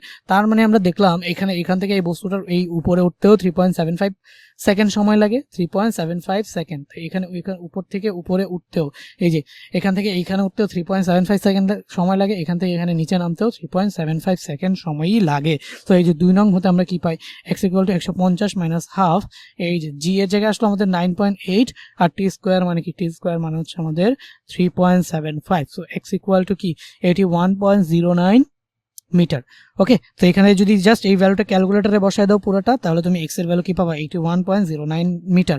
তার মানে ভূপৃষ্ঠ হতে কত মিটার উচ্চতায়, ভূপৃষ্ঠ হতে তোমার হচ্ছে 81.09 মিটার উচ্চতায় উঠার পরে এই বস্তু দুইটার যে হচ্ছে মিলিত হবে একটা পয়েন্টে, সেই পয়েন্ট হচ্ছে এখানে এই বস্তু দুইটা মিলিত হবে। সো ভূপৃষ্ঠ হতে 81 পয়েন্ট। এখন জাস্ট একটা কথা লিখে দাও, এখানে জায়গা নেই দেখে আমি লিখলাম না, তুমি লিখে দাও যে ভূপৃষ্ঠ হতে 81.09 মিটার উচ্চতায় এই বস্তু দুইটা কি হবে ভাইয়া, মিলিত হবে। তো আশা করি বুঝছো। দেখো আমার যদি কোনো ভিডিওতে কোনো কিছু না বুঝো সাথে সাথে কমেন্ট করবা, আমি নেক্সট ক্লাসেই ওইটা হচ্ছে ডিসকাস করে দিব, ঠিক আছে? ওকে, সো আমরা পরের প্রশ্নে আগাই। ওকে, এখন আমরা এই ফাহিমের ম্যাথটা দেখো। ফাহিম, আচ্ছা প্রথম কথা বলো, এখানে যে ফাহিমের ম্যাথটাতে এখানে আছে ক খ, ক নাম্বার খ নাম্বার। ভাইয়া এটা তো আপনি পড়ান নাই, আপনি যদি এটা বুঝান তাহলে তো আমাদের হচ্ছে বেজ্জতি হয়ে জায়গা। আচ্ছা ঠিক আছে ভাইয়া, প্রথম অধ্যায়ে আমি তোমাদের যখন পড়াবো তখন ভার্নিয়ার ধ্রুবক কি, স্কো গজের নুন্নাঙ্ক কি, এগুলো আমি তোমাদের তখন ডিসকাস করবো। বাট এখন শুধুমাত্র দ্বিতীয় অধ্যায়ের টপিকগুলাই ডিসকাস করি, ঠিক আছে? তোমাদের বেজ্জতি আমি করলাম না এখন দেখো আমরা গ নাম্বার প্রশ্নটা পড়বো। এই প্রশ্নটা পড়ার জন্য কি কি বলছে সেটা আমরা চিত্রের মাধ্যমে প্রথমে ভালোভাবে দেখে নিই। এখানে ফাহিম, কারো নাম কি ফাহিম আছে রে? কারো নাম যদি ফাহিম থাকে সে তাহলে আজকে সে খুশি হয়ে যাও, তোমার নিয়ে আলোচনা করতেছি। দেখো ফাহিমের বাসা থেকে বিদ্যালয়ের দূরত্ব 1.8 কিলোমিটার। সো এটা হচ্ছে মনে করো ফাহিমের বাসা। তো ফাহিম তোমরা কি কোন কি এঁকে ফেলাইলাম। আচ্ছা আমি দাঁড়াও একটা ঘর আঁকি সুন্দর করে। এই যে এটা মনে করো হচ্ছে ফাহিমের বাসা। হ্যাঁ, সো ফাহিমের বাসা থেকে এই যে বিদ্যালয়ের দূরত্ব, ফাহিমের বাসা থেকে বিদ্যালয়ের দূরত্ব 1.8 কিলোমিটার। সো ধরে নিলাম যে এটা হচ্ছে ফাহিমের বিদ্যালয়, ঠিক আছে? এই হচ্ছে গিয়া ফাহিমের বিদ্যালয়। সো বিদ্যালয়ের মধ্যে 4টা জানালা থাকে আর বাসার মধ্যে কিছুই থাকে না। তোমরা কি আমার মনে মনে চিত্র আঁকার জন্য কিছু বলো রে? কিছু বললো না রে, আমি চিত্র আঁকতে পারি না। তাও তোমাদের বোঝানোর জন্য যা আঁকি সেটার জন্য আমি বাইরের থেকে অস্কার না পাই। তোমরা তো যারা আমাকে ভালোবাসো তারা দিতেই পারো অস্কার, ঠিক আছে? যে ভাইয়া আপনি আমাদের জন্য এত চিত্র নিয়ে এত স্ট্রাগল করেন, এই নেন আপনার অস্কার। দিতে পারো না? দিও কিন্তু, ঠিক আছে? আচ্ছা এইখানে দেখো, এইখান থেকে আমরা এই যে ফাহিমের বাসা, সো ফাহিমের বাসা থেকে ফাহিমের বিদ্যালয়, এই যে টোটাল দূরত্বটা এখান থেকে এই যে ফাহিমের বাসা পর্যন্ত টোটাল যে দূরত্বটা আছে সেই টোটাল দূরত্বটা কত বলতো, 1.8 কিলোমিটার। এটা বলে দিচ্ছে 1.8 কিলোমিটার, এটা বলে দিচ্ছে। আচ্ছা ওইটা বলে দিচ্ছে, এটা থাক। সে স্থির অবস্থান হতে সাইকেল চালিয়ে বিদ্যালয়ে যাওয়ার সময়, তো এখানে যে ফাহিম ছিল, তাহলে আচ্ছা ফাহিম ধরো বাসা থেকে বের হবে, তো ফাহিমরে বাসার ভেতরেই আইকা ফেলাই। তো এইটা হচ্ছে ধরো ফাহিম। হ্যাঁ ফাহিম, আরে ডায়নাসর ফাহিম, ফাহিমকে সুন্দর করে রাখতে হবে না। ফাহিমের জন্য ঘরটা অনেক ছোট হয়ে গেছে, সো ফাহিমের জন্য বড় একটা ঘর বানাই, ঠিক আছে? এটা হচ্ছে ফাহিমের ঘর আর এই হচ্ছে গিয়া ফাহিম, ঠিক আছে? এই হচ্ছে গিয়া ফাহিম। ফাহিম স্কুলে যাবে, স্কুলের জন্য বের হইলো। এখন এই ফাহিম সে স্থির অবস্থান হতে সাইকেল চালিয়ে বিদ্যালয়ে যাওয়ার সময় প্রথম 20 সেকেন্ডে যাত্রাটা শুরু করছে কিভাবে বলতো, স্থির অবস্থান থেকে। তাহলে আমরা এখান থেকে কি বলতে পারি, ইউ ইকুয়াল টু হচ্ছে 0 মিটার পার সেকেন্ড। স্থির অবস্থান থেকে যাত্রা শুরু করছে, ইউ ইকুয়াল টু কি 0 মিটার পার সেকেন্ড। স্থির অবস্থান হতে সাইকেল চালিয়ে বিদ্যালয়ে যাওয়ার সময় প্রথম 20 সেকেন্ডে 0.5 মিটার পার সেকেন্ড সুষম ত্বরণে চলে। তাহলে টি কত বলতো, এখানে প্রথম এই যে T1 সেটা আমরা কি ধরে নিতে পারি 20 সেকেন্ড। তাহলে সেই 20 সেকেন্ড সময়ে তার একটা ত্বরণ ছিল, সেই ত্বরণটাকে আমরা চাইলে কি বলতে পারি বলতো, A1। তাহলে A1 সমান সমান কি, A1 সমান সমান হচ্ছে আমরা ধরে নিতে পারি 0.5 মিটার পার সেকেন্ড স্কোয়ার। আর ত্বরণটা কেমন, সুষম ত্বরণ, মানে ত্বরণের মান যেটা আছে এটা কখনো বাড়েও না, এটা কখনো কমেও না, যেরকম ছিল এরকম ভাবে যে 0.5 মিটার পার সেকেন্ড আছে এরকমই থাকবে। আর এটার কাহিনী কি, এটার কাহিনী হচ্ছে প্রত্যেক সেকেন্ডে বেগ 0.5 মিটার পার সেকেন্ড করে বাড়ায় দেওয়া। সো এখানে কত সেকেন্ড চলছে বলতো, 20 সেকেন্ড। তাহলে 20 সেকেন্ড একটা দূরত্ব অতিক্রম করছে না। এই যে ধরো ঘর থেকে বের হয়ে 20 সেকেন্ড তো এইভাবে চলছে, তাহলে 20 সেকেন্ড একটা দূরত্ব অতিক্রম করছে না, সেই দূরত্বটা আমরা কি ধরতে পারি, S1। তাহলে এই যে ফাহিমের বাসা থেকে বিদ্যালয়ের দূরত্ব 1.8 কিলোমিটার, সে স্থির অবস্থান থেকে। সো সেই স্থির অবস্থান হতে সাইকেল চালিয়ে যেহেতু বিদ্যালয়ে যাওয়া যাবে, তাহলে আসছিল কিরকম বলো, স্থির ছিল। তাহলে স্থির থাকলে আদিবেগ ইউ ইকুয়াল টু কি 0 মিটার পার সেকেন্ড। 20 সেকেন্ডে 0.5 মিটার পার সেকেন্ড স্কোয়ার সুষম ত্বরণে চলে। তাহলে চলে কিভাবে বলো তো, সুষম ত্বরণে। তাহলে সেই ত্বরণটাকে আমরা ধরে নিলাম A1, সেটা কি 0.5 মিটার পার সেকেন্ড স্কোয়ার সুষম ত্বরণে চলে। সো এইটার আমরা ধরে নিলাম S1, ঠিক আছে। এখন তোমাকে প্রথমে বলছে কি বলতো, প্রথম 1 মিনিটে ফাহিম কতটুকু দূরত্ব গেল। তাহলে দেখো প্রথম 20 সেকেন্ডে গেছে S1, পরবর্তী 2.5 মিনিটে সে সমবেগে 40 সেকেন্ড চলে। সো এই যে এখান থেকে আবার যাত্রা শুরু করে ধরো 40 সেকেন্ড। এই যে এই কেসের জন্য টি2টার একটু উপরে লিখি। এই যে এই কেসের জন্য T2 ইকুয়াল টু কতটুকু বলতো, 2.5 মিনিট, 2.5 মিনিট, ঠিক আছে, 2.5 মিনিট। ওকে, সো 2.5 মিনিট সে কি করছে, এইভাবে T2 কিভাবে চলছে, সমবেগে চলছে। কেমন বেগে চলছে, সমবেগে। 40 সেকেন্ড সুষম মন্দনে চলে, মিনিট সমবেগে এবং শেষে 40 সেকেন্ড। তাহলে 2.5 মিনিট সমবেগে চলে, ঠিক আছে। তো এই 2.5 মিনিট, আর এখানে বেগের মান কত সেটা বলে দেয় নাই, বলে দিছে কি সমবেগ। বেগের মান কত সেটা বলে নাই, কি বলে দিছে, সমবেগ। এখন এখানে 20 সেকেন্ড আর এখানে 2.5 মিনিট, আমাকে বলছে 1 মিনিট, প্রথম 1 মিনিট। তাহলে পরবর্তী কেসটা আমি যদি এখানে নাও আঁকি তাও কিন্তু আমার কোনো ধরনের সমস্যা হবে না। তো প্রথম কেসটা আমি এখানে আঁকলাম না। সো দেখো প্রথম 1 মিনিটে ফাহিম কতটুকু দূরত্ব অতিক্রম করবে। সো এখানে 1 মিনিট। সো 1 মিনিট মানে কি, প্রথমে এখানে 20 সেকেন্ডে কতটুকু গেছে সেটাকে বের করব। পরবর্তীতে এইখানে হচ্ছে এইখানে যে 2.5 মিনিট চলছে, বাট আমরা 2.5 মিনিট নিব না। আমরা কতটুকু নিব, যেহেতু 2.5 মিনিট সমবেগে চলছে, বাট আমরা শুধুমাত্র 40 সেকেন্ডে নিব, যাতে 20 সেকেন্ড আর হচ্ছে এখান থেকে 40 সেকেন্ড তাহলে হচ্ছে সমান হয়ে যায়, মানে হচ্ছে তাহলে এই দুইটা দূরত্ব আমরা বের করতে পারি। তো 40 সেকেন্ডের জন্য এই যে দেখো পুরাটা এখান থেকে এই পর্যন্ত চলছে 2 মিনিটে, বাট এখান থেকে এইখানে আমি বলতে পারি এই যে এতটুকুর জন্য আমি এটারে কি বলতে পারি, S2। আর এটা কতটুকু, এটা সময়, এইটার জন্য সময় আমি ধরে নিতে পারি কি, সময় ধরে নিতে পারি হচ্ছে কত, 40 সেকেন্ড। সময় ধরে নিতে পারি হচ্ছে 40 সেকেন্ড S2-র জন্য। মানে এই যে দেখো সমবেগে চলছে কিন্তু কত সেকেন্ড ভাইয়া, 2.5 মিনিট মানে অনেক সেকেন্ড, কত 6 দোকানে 12 আর 30, তাহলে হচ্ছে কত 150 সেকেন্ড চলছে সমবেগে। বাট আমার লাগবে কত, প্রথম 1 মিনিটে অতিক্রান্ত দূরত্ব। তাহলে এখানে চলছে 20 সেকেন্ড, তাহলে 20 সেকেন্ড নিব এখান থেকে। আর এখানে যে 150 সেকেন্ড চলছে, বাট সেটাকে আমরা কি নিব, শুধুমাত্র 40 সেকেন্ড নিব। কি নিব, 40 সেকেন্ড নিব। ওকে, 40 সেকেন্ড নিলে এই 40 সেকেন্ড সমবেগে চলছে, সে এই দূরত্বটা যাবে কি S2, আর S1 আর S2 আমরা বের করব। সো এখানে কিভাবে কি ধরবা সেটা বুঝতে তোমার জন্য একটু ঝামেলা হইতে পারে। সো আমি তোমাকে আগে একটু ধরা সহ বুঝাই দিই। তো ফার্স্ট অফ অল আমরা এখানে কি দেওয়া আছে দিয়ে লিখবো, দেওয়া আছে প্রথম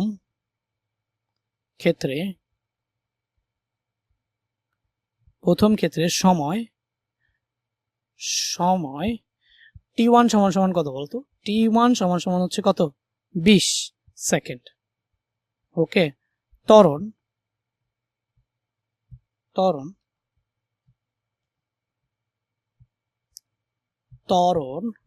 A1 সমান কত, 0.5 মিটার পার সেকেন্ড। ওকে, তাহলে দেখো ত্বরণ 0. মিটার পার সেকেন্ড স্কোয়ার, ত্বরণ 0.5 মিটার পার সেকেন্ড স্কোয়ার, ত্বরণ A1 equal to 0.5 metre per second square. এখন একটা কথা বুঝো ভাই, এই যে 20 সেকেন্ড চলার পরে বলে দিছে যে গাড়িটা সমবেগে চলে, বাট এই সমবেগটা কত, সেই সমবেগটাকে তুমি যদি হচ্ছে V1 ধরো, V2 ধরো বা U2 ধরো, যাই ধরো, এই এটাকে আমি V2 ধরলাম। সো এই যে যেহেতু দ্বিতীয় কেস, এই জন্য আমরা কি এটারে V2 ধরলাম। বা চাইলে তুমি বলতে পারো এই কেসের জন্য এই সমবেগটা কি আদিবেগ না। সো এটার জন্য আমরা চাইলে এটাকে কি U2 ধরতে পারি, এটাকে U2ই ধরি। তো সমবেগটাকে কি ধরলাম বলো তো, U2। কেন U2, এই যে এখানে একটা বেগ ছিল সেটা U, এটার আমরা চাইলে U1 ধরতে পারি। সো এটা U1 সমান 0 মিটার পার সেকেন্ড ছিল, বাট 20 সেকেন্ড চলার পরে এই পজিশনে আসার পরে তার বেগ আর বাড়ে নাই, তার মানে কি ত্বরণটা বন্ধ হয়ে গেছে। বুঝো সে স্থির অবস্থানতে সাইকেল চালিয়ে বিদ্যালয়ে যাওয়ার প্রথম 20 second 0.5 metre per second square সুষম ত্বরণে চলে। তাহলে সুষম ত্বরণে চললে S1 এই পর্যন্ত আসার পরে ত্বরণ কই, যেহেতু সমবেগে চলতেছে, এখানে আসার পরে বেগটা কি হয়ে গেছে সমবেগ। সমবেগ মানে ত্বরণের কাজ হচ্ছে বেগকে বাড়ানো, বাট যেহেতু এখানে আসার পরে সমবেগ হয়ে গেছে, তাহলে বেগ কিন্তু আর কি হচ্ছে না, বেগ আর বাড়তেছে না। এখান থেকে এখানে আসার পরে সমবেগ হয়ে গেছে, দ্যাট মিনস বেগ আর বাড়তেছে না। তাহলে এখানে বেগটা আসলে কত, এই পর্যন্ত তো বেগ বাড়তেছিল, বাড়তে বাড়তে বাড়তে বাড়তে এখানে এসে না আর বাড়তেছে না, বাট এখানে আসার সময়, আসার পরে বেগটা কত হয়েছে সেটা কি আমার দরকার।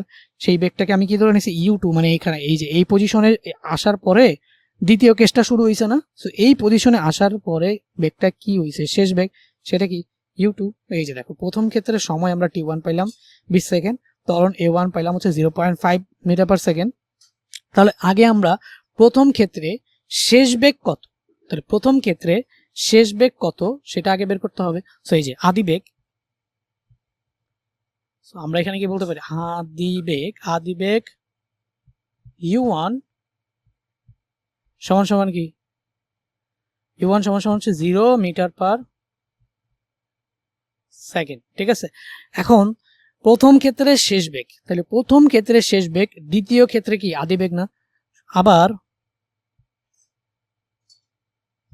প্রথম ক্ষেত্রে শেষ বেগ, প্রথম ক্ষেত্রে শেষ বেগ, তো এই যে দেখো প্রথম ক্ষেত্রে শেষ বেগ, দ্বিতীয় ক্ষেত্রে আদি বেগ, এই যে এইখানে প্রথম ক্ষেত্রে এখানে যে শেষ বেগটা হবে সেটা কি u2, আবার দ্বিতীয় ক্ষেত্রে এই যে দ্বিতীয় ক্ষেত্রে যে 2.5 মিটার সমবেগে চলা শুরু করছে সেটাই কি দ্বিতীয় ক্ষেত্রে আদি বেগ না। আর এই আদি বেগটাকেই তুমি চাইলে কি বলতে পারো বলো তো, সমবেগ। প্রথম ক্ষেত্রে শেষ বেগ, দ্বিতীয় ক্ষেত্রে আদি বেগ না লিখে দ্বিতীয় ক্ষেত্রে সমবেগও লিখতে পারো, সেটা কি u2। তাহলে u2 ইকুয়াল টু হোয়াট, সবার আগে আমাকে u2 বের করতে হবে। তো দেখো এখানে আমরা জানি আমরা কি জানি, আমরা জানি হচ্ছে v equal to u plus at, v equal to you plus at, কারণ এই যে আদি বেগ আছে, শেষ বেগ আছে, ত্বরণ আছে, তাহলে আবার সময় আছে, V equal to you plus A T. তো এখানে এই ভিটা আমাদের কি, এই যে প্রথম ক্ষেত্রে শেষ বেগ না, তাহলে শেষ বেগ আমরা কি দিয়ে প্রকাশ করছি u2। তো এই ভি এর জায়গায় আমরা কি লিখতে পারি, u2 লিখতে পারি না, অবশ্যই u2 লিখতে পারি, কারণ এই যে প্রথম ক্ষেত্রে শেষ বেগই কি ছিল ভি, আদি বেগ তো ইউ, সে u1। তাহলে আমরা এখানে কি প্রথম ক্ষেত্রে এই ফর্মুলা অনুযায়ী প্রথম ক্ষেত্রে শেষ বেগ, এই ভি এর জায়গায় আমি কি লিখতে পারি u2, কারণ প্রথম ক্ষেত্রে শেষ বেগ, আর ভি কি শেষ বেগ, তাহলে শেষ বেগের জায়গায় কি লিখতে পারি u2 সমান সমান এই যে এটা কি প্রথম ক্ষেত্রে আদি বেগ না, সেটা কি u1 প্লাস হাফ, এই যে সরি এ কত, এর জায়গায় আছে, এর জায়গায় তো এই, আর টি এর জায়গায় আমি কি বসাবো বলতো t1, কারণ এটা প্রথম ক্ষেত্রে করতেছে। আমরা জানি V equal to you plus A T, but প্রথম ক্ষেত্রের জন্য আমি যদি সূত্র ফেলি তাহলে আমি এখানে কি এই যে ভি শেষ বেগ আছে না, এই যে ভিটা বের করতে চাচ্ছি, কি বের করতে চাচ্ছি, এই যে দ্বিতীয় ক্ষেত্রে তো সমবেগে বলছে যে যাওয়ার পরে বেগের মান আর বাড়বে না, তাহলে বেগের মান এখানে কি হয়ে যাবে, স্থির হয়ে যাবে। বেগের মান এখানে কি হয়ে যাবে, স্থির হয়ে যাবে, মানে বেগ বাড়তে বাড়তে বাড়তে বাড়তে এখানে আসছে, এসে বেগের মান এখানে স্থির হয়ে যাবে, সমবেগ হয়ে যাবে, সেই বেগটাকে ধরছি u2। তাহলে এই প্রথম ক্ষেত্রে যে শেষ বেগ সেটাই দ্বিতীয় ক্ষেত্রে আদি বেগ, আর সেই বেগটাকে আমরা কি বলতে পারি সমবেগ। তাহলে সেই সমবেগটা কি হবে, সেই সমবেগটা হবে u2। তাহলে u2 সমান সমান আমরা কি লিখতে পারি, u2 সমান সমান আমরা এই যে u1 প্লাস এ টি, আচ্ছা এখানে আমরা a1 দিয়ে দিই, এটা তো a1 দিয়েই প্রকাশ করছি, এই যে a মানে কি a1, তাহলে a1 আর t মানে কি t1। সো এই প্রথম কেজে এই ঘটনাগুলো দিয়ে এখানে শেষ বেগ, দ্বিতীয় ক্ষেত্রে আদি বেগ u2 কত সেটা আমরা পেয়ে যাব। সো সেটা যদি পেতে চাই, এখন যদি আমি ভ্যালুগুলো বসাই, so u2 equal two u1 কত, u1 হচ্ছে 0 প্লাস হাফ কত 0.5 ইন্টু t1 কত, t1 হচ্ছে আমাদের 20, t1 হচ্ছে আমাদের 20। সো এটাকে যদি তুমি ক্যালকুলেট করো তাহলে তুমি কি পাবা, তুমি পাবা হচ্ছে 10 মিটার পার সেকেন্ড। তাহলে তুমি পাচ্ছ এখানে কি 10 metre per second, u2 equal to এই যে এখানে 0 প্লাস 0.5 ইন্টু 20। সো এটা ক্যালকুলেটার বসাও, 0 সাথে এটা অ্যাড করলে তো যা আছে তাই থাকবে, 0.5 এর সাথে 20 মাল্টিপ্লাই করলে 10 মিটার পার সেকেন্ড। তো তুমি এখানে u2 পেয়ে যাচ্ছ কত, 10 মিটার পার সেকেন্ড। সো এইখানে দেখো এই যে এখানে সমবেগ বা আদি বেগ সেটা কত বলতো, এই যে এটা হচ্ছে কত 10 মিটার পার সেকেন্ড, ওকে 10 মিটার পার সেকেন্ড, বুঝছো, এইটা হচ্ছে আমাদের 10 মিটার পার সেকেন্ড। তো এই যে 10 মিটার পার সেকেন্ড সমবেগে চলছে। এখন দেখো তাহলে প্রথম 20 সেকেন্ডে এখন আমরা বের করব এই s1 কত আর s2 কত, s1 s2 যোগ করে দিলেই আমাদের কি হচ্ছে টোটাল 1 মিনিটে অতিক্রান্ত দূরত্ব পেয়ে যাবো। তো দেখো প্রথম 20 সেকেন্ডে, গাড়িটা কিভাবে চলছে, সমত্বরণে চলছে না, প্রথম 20 সেকেন্ডে অতিক্রান্ত দূরত্ব, এটা কোন ফর্মুলা ফেলবো বলো, কোন ফর্মুলা ফেলবো, মনে মনে ভেবে রাখো, অতিক্রান্ত দূরত্ব কোন ফর্মুলা ফেলবো বলো, দূরত্ব সেটাকে আমরা কি দিয়ে প্রকাশ করছি S1, তাহলে S1 ইকুয়াল টু কি, কোন ফর্মুলা ফেলবো, এই যে দেখো U1T plus half A1 T1 square. Okay, so S1 equal to U1 কত 0 ইন্টু T1 কত 20, তাহলে এটা আলটিমেটলি কি হয়ে যাবে 0 ইন্টু 20, 0ই হয়ে যাবে, 0 ইন্টু 20 এটা কি হয়ে যাবে 0 হয়ে যাবে, প্লাস এখানে হাফের জায়গায় হাফ থাকলো ইন্টু 0.5, আর এখানে আমাদের কি হয়ে গেল T1 স্কোয়ার মানে কি, আমাদের এখানে T1 আমরা কত পাইছি বলো, T1 কত 20, তাহলে এখানে 20 স্কোয়ার। তো এই পুরোটাকে যদি তুমি ক্যালকুলেট করো তাহলে তুমি কত পেয়ে যাবা, তুমি পেয়ে যাবা হচ্ছে 100 মিটার। ঠিক আছে, তুমি কত পেয়ে গেছো 100 মিটার S1, তার মানে প্রথম 20 সেকেন্ডে অতিক্রান্ত দূরত্ব কত 100 মিটার। এরপরে দ্বিতীয় তোমার 1 মিনিটে বের করার জন্য আর কত সেকেন্ড বাকি আছে, 20 সেকেন্ড, আর হচ্ছে 1 মিনিট মানে কি 60 সেকেন্ড, তাহলে আরো বাকি আছে 40 সেকেন্ড। তাহলে পরবর্তী 150 সেকেন্ড সে সমবেগে চলে, বাট 1 মিনিটের জন্য তোমার লাগবে কয় সেকেন্ড বলো তো, 40 সেকেন্ড। তাহলে পরবর্তী 40 সেকেন্ডে অতিক্রান্ত দূরত্ব S2, তাহলে হচ্ছে দেখো পরবর্তী 40 সেকেন্ডে অতিক্রান্ত দূরত্ব S2। এই যে দেখো 40 সেকেন্ডে এই গাড়িটা কিভাবে চলছে বলতো, এখান থেকে এখানে কিভাবে গেছে, এই যে সমবেগ, এই যে এইখান থেকে শুরু করে এই পর্যন্ত পুরোটাই ছিল সমবেগ। তো আমি ধরে নিয়েছি পুরোটা তো 150 মিটার, তাহলে এতটুকু ধরে নিয়েছি যে 40 সেকেন্ডে S2 পরিমাণ দূরত্ব গেছে। ঠিক আছে, তাহলে পরবর্তী 40 সেকেন্ডে অতিক্রান্ত দূরত্ব S2, তাহলে S2 হবে কি বলতো, এই যে এই ভিটি, যেহেতু সমবেগে গেছে S ইকুয়াল টু কি ভিটি না, সো এই যে S ইকুয়াল টু ভিটি কে না লিখে আমি S ইকুয়াল টু ভি এর জায়গায় কি, এই যে সমবেগটা কি U2 না, তাহলে U2 ইন্টু আর হচ্ছে সময় কি T2, তাহলে S2 ইকুয়াল টু আমরা কি লিখতে পারি U2 ইন্টু T2, U2 কত, U2 হচ্ছে গিয়ে আমাদের এই যে শেষ বেগ কত হয়েছিল বলতো 10 মিটার পার সেকেন্ড না, 10 মিটার পার সেকেন্ড, তাহলে 10, আর হচ্ছে T2 কত হচ্ছে বলতো 40, সরি T2 হচ্ছে গিয়ে কি 40। তো এই যে তাহলে দেখো আমাদের S2 equal to U2 T2 into, আচ্ছা U2 হচ্ছে 10, T2 হচ্ছে 40, তাহলে সমান সমান আমরা কত লিখতে পারি, সমান সমান আমরা লিখতে পারি হচ্ছে 400 মিটার। ঠিক আছে, তাহলে হচ্ছে 20 সেকেন্ড প্লাস 40 সেকেন্ড, তাহলে কি আমরা দেখলাম 60 সেকেন্ড, সুতরাং 60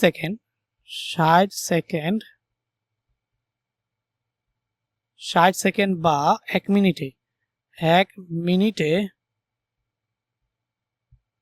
দূরত্ব, 1 মিনিটের দূরত্ব সমান সমান কত S1 প্লাস S2, তাহলে S1 কত 100 প্লাস S2 কত 400, তাহলে তুমি কত পেয়ে যাচ্ছ 500 মিটার। ওকে, S1 প্লাস S2, এই যে 1 মিনিটে অতিক্রান্ত দূরত্ব কি S1 প্লাস S2, যে 60 সেকেন্ড বা 1 মিনিটে যে দূরত্ব সেটা কি S1 প্লাস S1 আমরা কত পাইছি 100, S1 কত পাইছি এই যে 100, এবং X2 কত পাইছি 400, তাহলে 100 প্লাস 400 এই হচ্ছে টোটাল 500 মিটার দূরত্ব সে অতিক্রম করছে। এই যে টোটাল 500 মিটার। এখন দেখো এই চিত্রটাই আমি নেক্সট ম্যাথে ব্যবহার করবো, সো এই জন্য একটু মডিফিকেশন করি। এখানে তো আর আমার 1 মিনিট লাগবে না, তাই না, 1 মিনিট লাগবে না। সো এই যে 1 মিনিটের জন্য যেই মানে 40 সেকেন্ডের জন্য যে কেসটা, এই কেসটা মুছে দিচ্ছি। বাকি এই পুরা ফিগারটাই আমি হচ্ছে পরবর্তী পৃষ্ঠায় নিয়ে গিয়ে এই ফিগারটাকে এখন আমরা মডিফাই করব। ঠিক আছে, সো এখানে কি বলছো দেখো, এই যে উদ্দীপকের উল্লিখিত সময়ের মধ্যে ফাহিম বিদ্যালয় পৌঁছাতে পারবে কিনা গাণিতিকভাবে বিশ্লেষণের মাধ্যমে মতামত দাও। সো এখানে উদ্দীপকের কি সময় দেওয়া আছে দেখো তো, ফাহিমের বাসা থেকে বিদ্যালয় দ্রুত, এটা তো বুঝলাম, সেই স্থির অবস্থান হচ্ছে সাইকেল চালিয়ে যাওয়ার সময় প্রথম 20 সেকেন্ডে 0.5 মিটার সুষম ত্বরণে চলে। তো এই কেসটা অলরেডি আমরা দেখছি, প্রথম সময় দেওয়া ছিল T1, সেটা কি এই যে 20 সেকেন্ড 0.5 মিটার পার সেকেন্ড, পরবর্তী 2.5 মিটার সমবেগে, এবং সেই বেগটা কি U2 10 মিটার পার সেকেন্ড বেগে সমবেগে হচ্ছে কতটুকু চলে 2.5 মিনিট চলে, এবং শেষ 40 সেকেন্ড। তাহলে এই যে এইখানে এই যে এই শেষ মোমেন্টের জন্য এটার আমরা ধরতে পারি কি বলতো T3, সেই T3টা আমাদের কত দেওয়া আছে, এই যে 40 সেকেন্ড দেওয়া আছে। তাহলে এই যে T3 3 নাম্বার কেস, এখান থেকে এই পর্যন্ত এখানে আইসা ধরো সে থামবে। সো T3টা আমাদের দেওয়া আছে কি 40 সেকেন্ডে। তো 40 সেকেন্ডে কি করে সুষম মন্দনে চলে স্থির হয়। তাহলে শেষ বেগ কি বলতো, শেষ বেগ হচ্ছে V ইকুয়াল টু 0, যেহেতু সুষম মন্দনে চলে স্থির হয়, তাহলে শেষ বেগ কি V equal to 0 metre per second. So এই যে V equal to 0 metre per second, শেষ বেগ কি, শেষ বেগ হচ্ছে 0, শেষ বেগ হচ্ছে 0 মিটার পার সেকেন্ড। আর এখানে দেখো, সো এটারে আমরা চাইলে এটারে আমরা এই যে সমবেগ। সো দেখো এইখানে এইটার জন্য এইখানে যেই বেগটা শেষ হয়েছিল সেটাই কি u2 ছিল না, সেটা যেহেতু সমবেগ, সো এইখানে যদি u2 থাকে ঠিক এই পজিশনেও এসে কি এটা u2ই তো থাকবে, কারণ কি ভাইয়া সমবেগ। তাহলে এই বেগটা এখান থেকে শুরু করে এইখানে এটা ছিল কি, আচ্ছা এইখানে এটা ছিল হচ্ছে v1, আর v1 আর u2 দুইটা মনে করো সেম, আমি আলাদা ধরতেছি, কনফিউজ হয়েও না। জাস্ট এটা যদি u1 হয় তাহলে এই শেষ বেগটা কি হওয়ার কথা ছিল, v2 হওয়ার কথা ছিল না। আবার এই v2 মানে v1 হওয়ার কথা ছিল না, v1।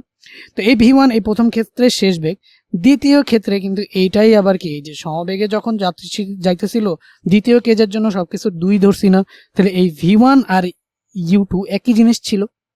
সেম ভাবে দেখো এইটার আদি বেগ যদি u2 হয় তাহলে এখানে এসে এই কেসটা শেষ, এই পর্যন্ত সমবেগের কেসটা এখানে শেষ। তাহলে এখানে এসেও এই বেগটা কি পরিবর্তন হবে, এখানে আসার পরেও কিন্তু এই বেগটা কি থাকলো বলতো, অপরিবর্তনীয়ই থাকলো। এখান থেকে এখানে আসার পরে বেগটা অপরিবর্তনীয়। সো এটা যদি u2 হয় তাহলে এখান থেকে তুমি এটারে চাইলে কি বলতে পারো, এই যে u2 এখানে এসে শেষ বেগ হয়েছে, এইটা শেষ বেগ, তার মানে এটা চাইলে তুমি কি বলতে পারো, v2 বলতে পারো না, এই যে u2। সো এখানে তুমি এটা যেহেতু সমবেগ, এটা অনেক কিছু হইতে পারে। সো আমরা জাস্ট u2 ছিল u2ই ধরবো। সো এই u2 এইখানে যে বেগটা ছিল এখানে এসে সেই একই বেগটা আছে না, so u2 10 metre per second ছিল। সো এই যে এইখানেও এসেও এটা কি 10 মিটার পার সেকেন্ডে যাবে। সো 3 নাম্বার কেসের জন্য এইটা যদি হয় শেষ বেগ, তাহলে এই u2টা কি হবে বলতো, এইটার জন্য আদি বেগ না, তাহলে আদি বেগ কি বলতো এই কেসের জন্য, মানে এইখান থেকে শুরু করে এই পর্যন্ত সবগুলা বেগই কি u2 সমান। সো দেখো প্রথম কেসের জন্য এইটা শেষ বেগ ছিল, কিন্তু এইটার আবার দ্বিতীয় কেসের জন্য আদি বেগ ছিল, সেই দুইটা সমান ছিল। পরে এই কেসের জন্য এটা এখানে এসে এটা দ্বিতীয় কেসের জন্য এটা শেষ বেগ, তৃতীয় কেসের জন্য এটা আদি বেগ। তো তৃতীয় কেসের জন্য এটা আদি বেগ কত u2, সেটা সমান সমান কত বলতো 0, সেটা সমান সমান কত বলতো 10 মিটার পার সেকেন্ড। ওকে, তো এই যে এটার আদি বেগ সেটা কি 10 মিটার পার সেকেন্ড, তৃতীয় কেসের জন্য শেষ বেগ 0 মিটার পার সেকেন্ড। তো এখন দ্বিতীয় কেজে মনে করো এটা একটা সরণ যাবে, তাই না, সেই সরণটা হচ্ছে কি ধরো s2। তৃতীয় কেজে এটা আরেকটা সরণ যাবে, সেই সরণটা হচ্ছে ধরো s3। তাহলে এই হচ্ছে 3টা সরণ, হ্যাঁ 3টা কেজের জন্যই আমরা দেখলাম। তাহলে এখন তোমাকে টোটাল কয়টা সময় দেওয়া আছে, 3টা, একটা 20 সেকেন্ড, একটা 2.5 মিনিট, আর একটা দেওয়া আছে 40 সেকেন্ড। এই সময়ের মধ্যে সে বিদ্যালয়ে পৌঁছাতে পারবে কিভাবে পারবে, এই সময়ের মধ্যে সে যদি 1.8 কিলোমিটার যায় তাহলে বিদ্যালয়ে পৌঁছাতে পারবে, আর যদি 1.8 কিলোমিটার না যায় তাহলে বিদ্যালয়ে পৌঁছাতে পারবে না। তো এখন আমাদের জাস্ট কাজ কি, আমাদের কাজ হচ্ছে এই 3টা s1 s2 s3 বের করা, তিনোটাকে যোগ করা, দেখা টোটালটা 1.8 কিলোমিটার হয় কিনা। যদি হয় তাহলে সে বিদ্যালয়ে পৌঁছাতে পারবে এই সময়ের মধ্যে, না হয় পারবে না। তো এখন আমি যদি দেখি প্রথম 20 সেকেন্ডের জন্য, সো গ হতে প্রথম 20 সেকেন্ডের অতিক্রান্ত দূরত্ব s1 সমান সমান কত পাইছি 100 মিটার। হ্যাঁ, এখন দেখো দ্বিতীয় ক্ষেত্রে, এখন যদি আমরা দ্বিতীয় ক্ষেত্রে লিখি, দ্বিতীয় 2 মিনিট 2.5 মিনিট সময়ে, তো 2 মিনিট 5 সেকেন্ড সময় কি কি দেওয়া আছে সেটাকে আমরা এখানে দেখি কি দেওয়া আছে। সো আদি বেগ, এই ক্ষেত্রে আদি বেগ কি বলতো, আদি বেগ এটা আমরা কি ধরে নিছি, সো আদি বেগ যেটা সেটাই কি বলতো সমবেগ, আদি বেগ যেটা সেটাই কি সমবেগ, কারণ এই আদি বেগটাই হচ্ছে সমবেগে যেহেতু চলছে। সমবেগ, সেই সমবেগটাকে আমরা কি ধরবো, u2 ধরবো। u2 সমান সমান কত বলতো 10 মিটার পার সেকেন্ড, এটাও আমরা গ থেকে পেয়েছি 10 মিটার পার সেকেন্ড গ হতে। সো এটা আমরা কি পাইছি গ হতে, এটাও আমরা গ হতেই পেয়েছি, গ হতে আমরা আদি বেগ মানে হচ্ছে সমবেগ, সেটা কি u2 সমান সমান 10 মিটার পার সেকেন্ড। সো এখন দেখো সময় দ্বিতীয় ক্ষেত্রে সময়টি 2 কত 2.5 মিটার না 2.5 মিনিট, 2.5 মিনিট। তাহলে 2.5 মিনিট মানে কত সেকেন্ড, এই যে 2 মিনিট 2.5।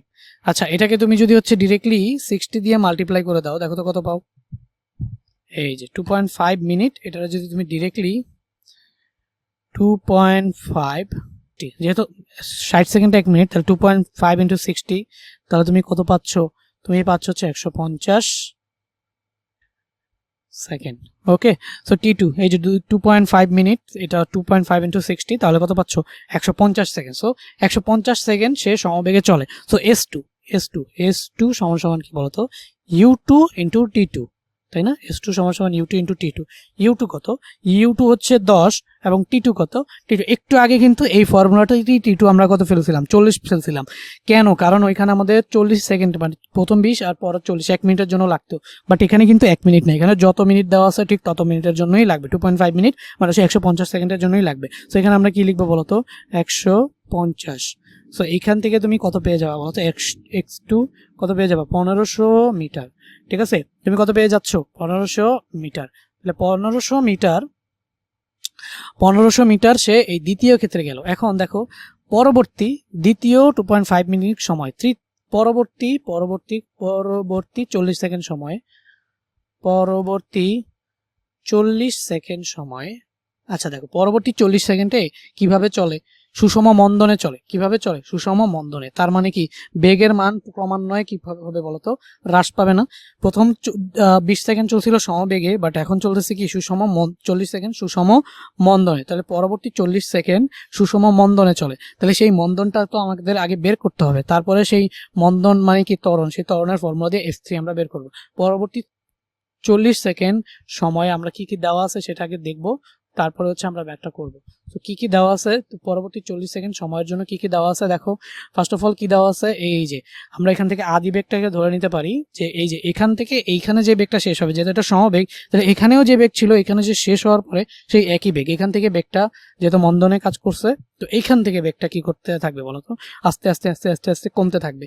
এইখান থেকে বেগটা আস্তে আস্তে কমতে থাকবে, কিন্তু সেই কমবে কিভাবে? মন্দনে। সেই মন্দনটাকে বের করতে হবে। সো বের করার জন্য ফার্স্ট অফ অল তৃতীয় ক্ষেত্রে আদি বেগ সেটাকে আমরা কি ধরবো বলতো? একটু আগে যে আদি বেগ ছিল সেটা কি U2 সমান সমান কি বলো? 0। এখন শেষ বেগ, আচ্ছা এটাকে ভি ধরবো না V3 ধরবো? আচ্ছা V3 ধরি। V3 ধরলে তোমাদের জন্য বুঝতে সুবিধা হবে। আচ্ছা এটা তো S3 ঠিকই ছিল S3, তাহলে এটা জাস্ট মুছে এটা ধরো V3 ধরলাম। ওকে, এটা V3। তাহলে হচ্ছে শেষ বেগ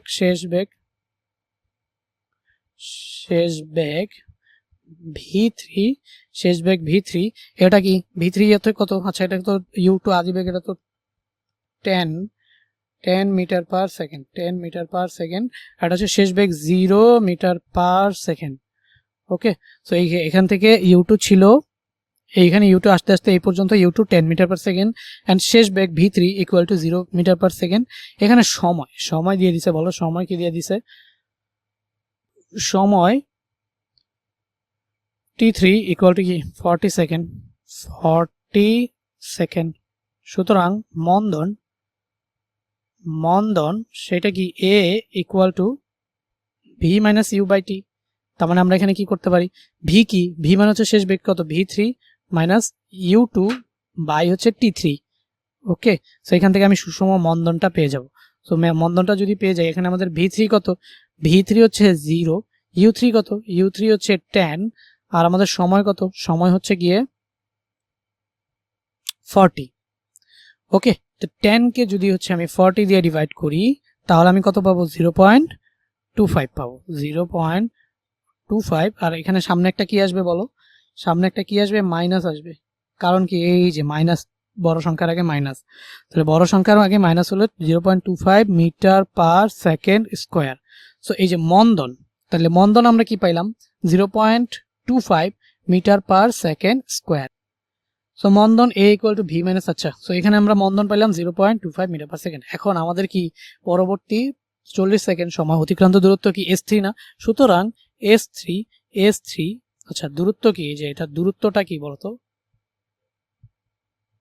দূরত্ব সমান কি S3 ইকুয়াল টু হোয়াট?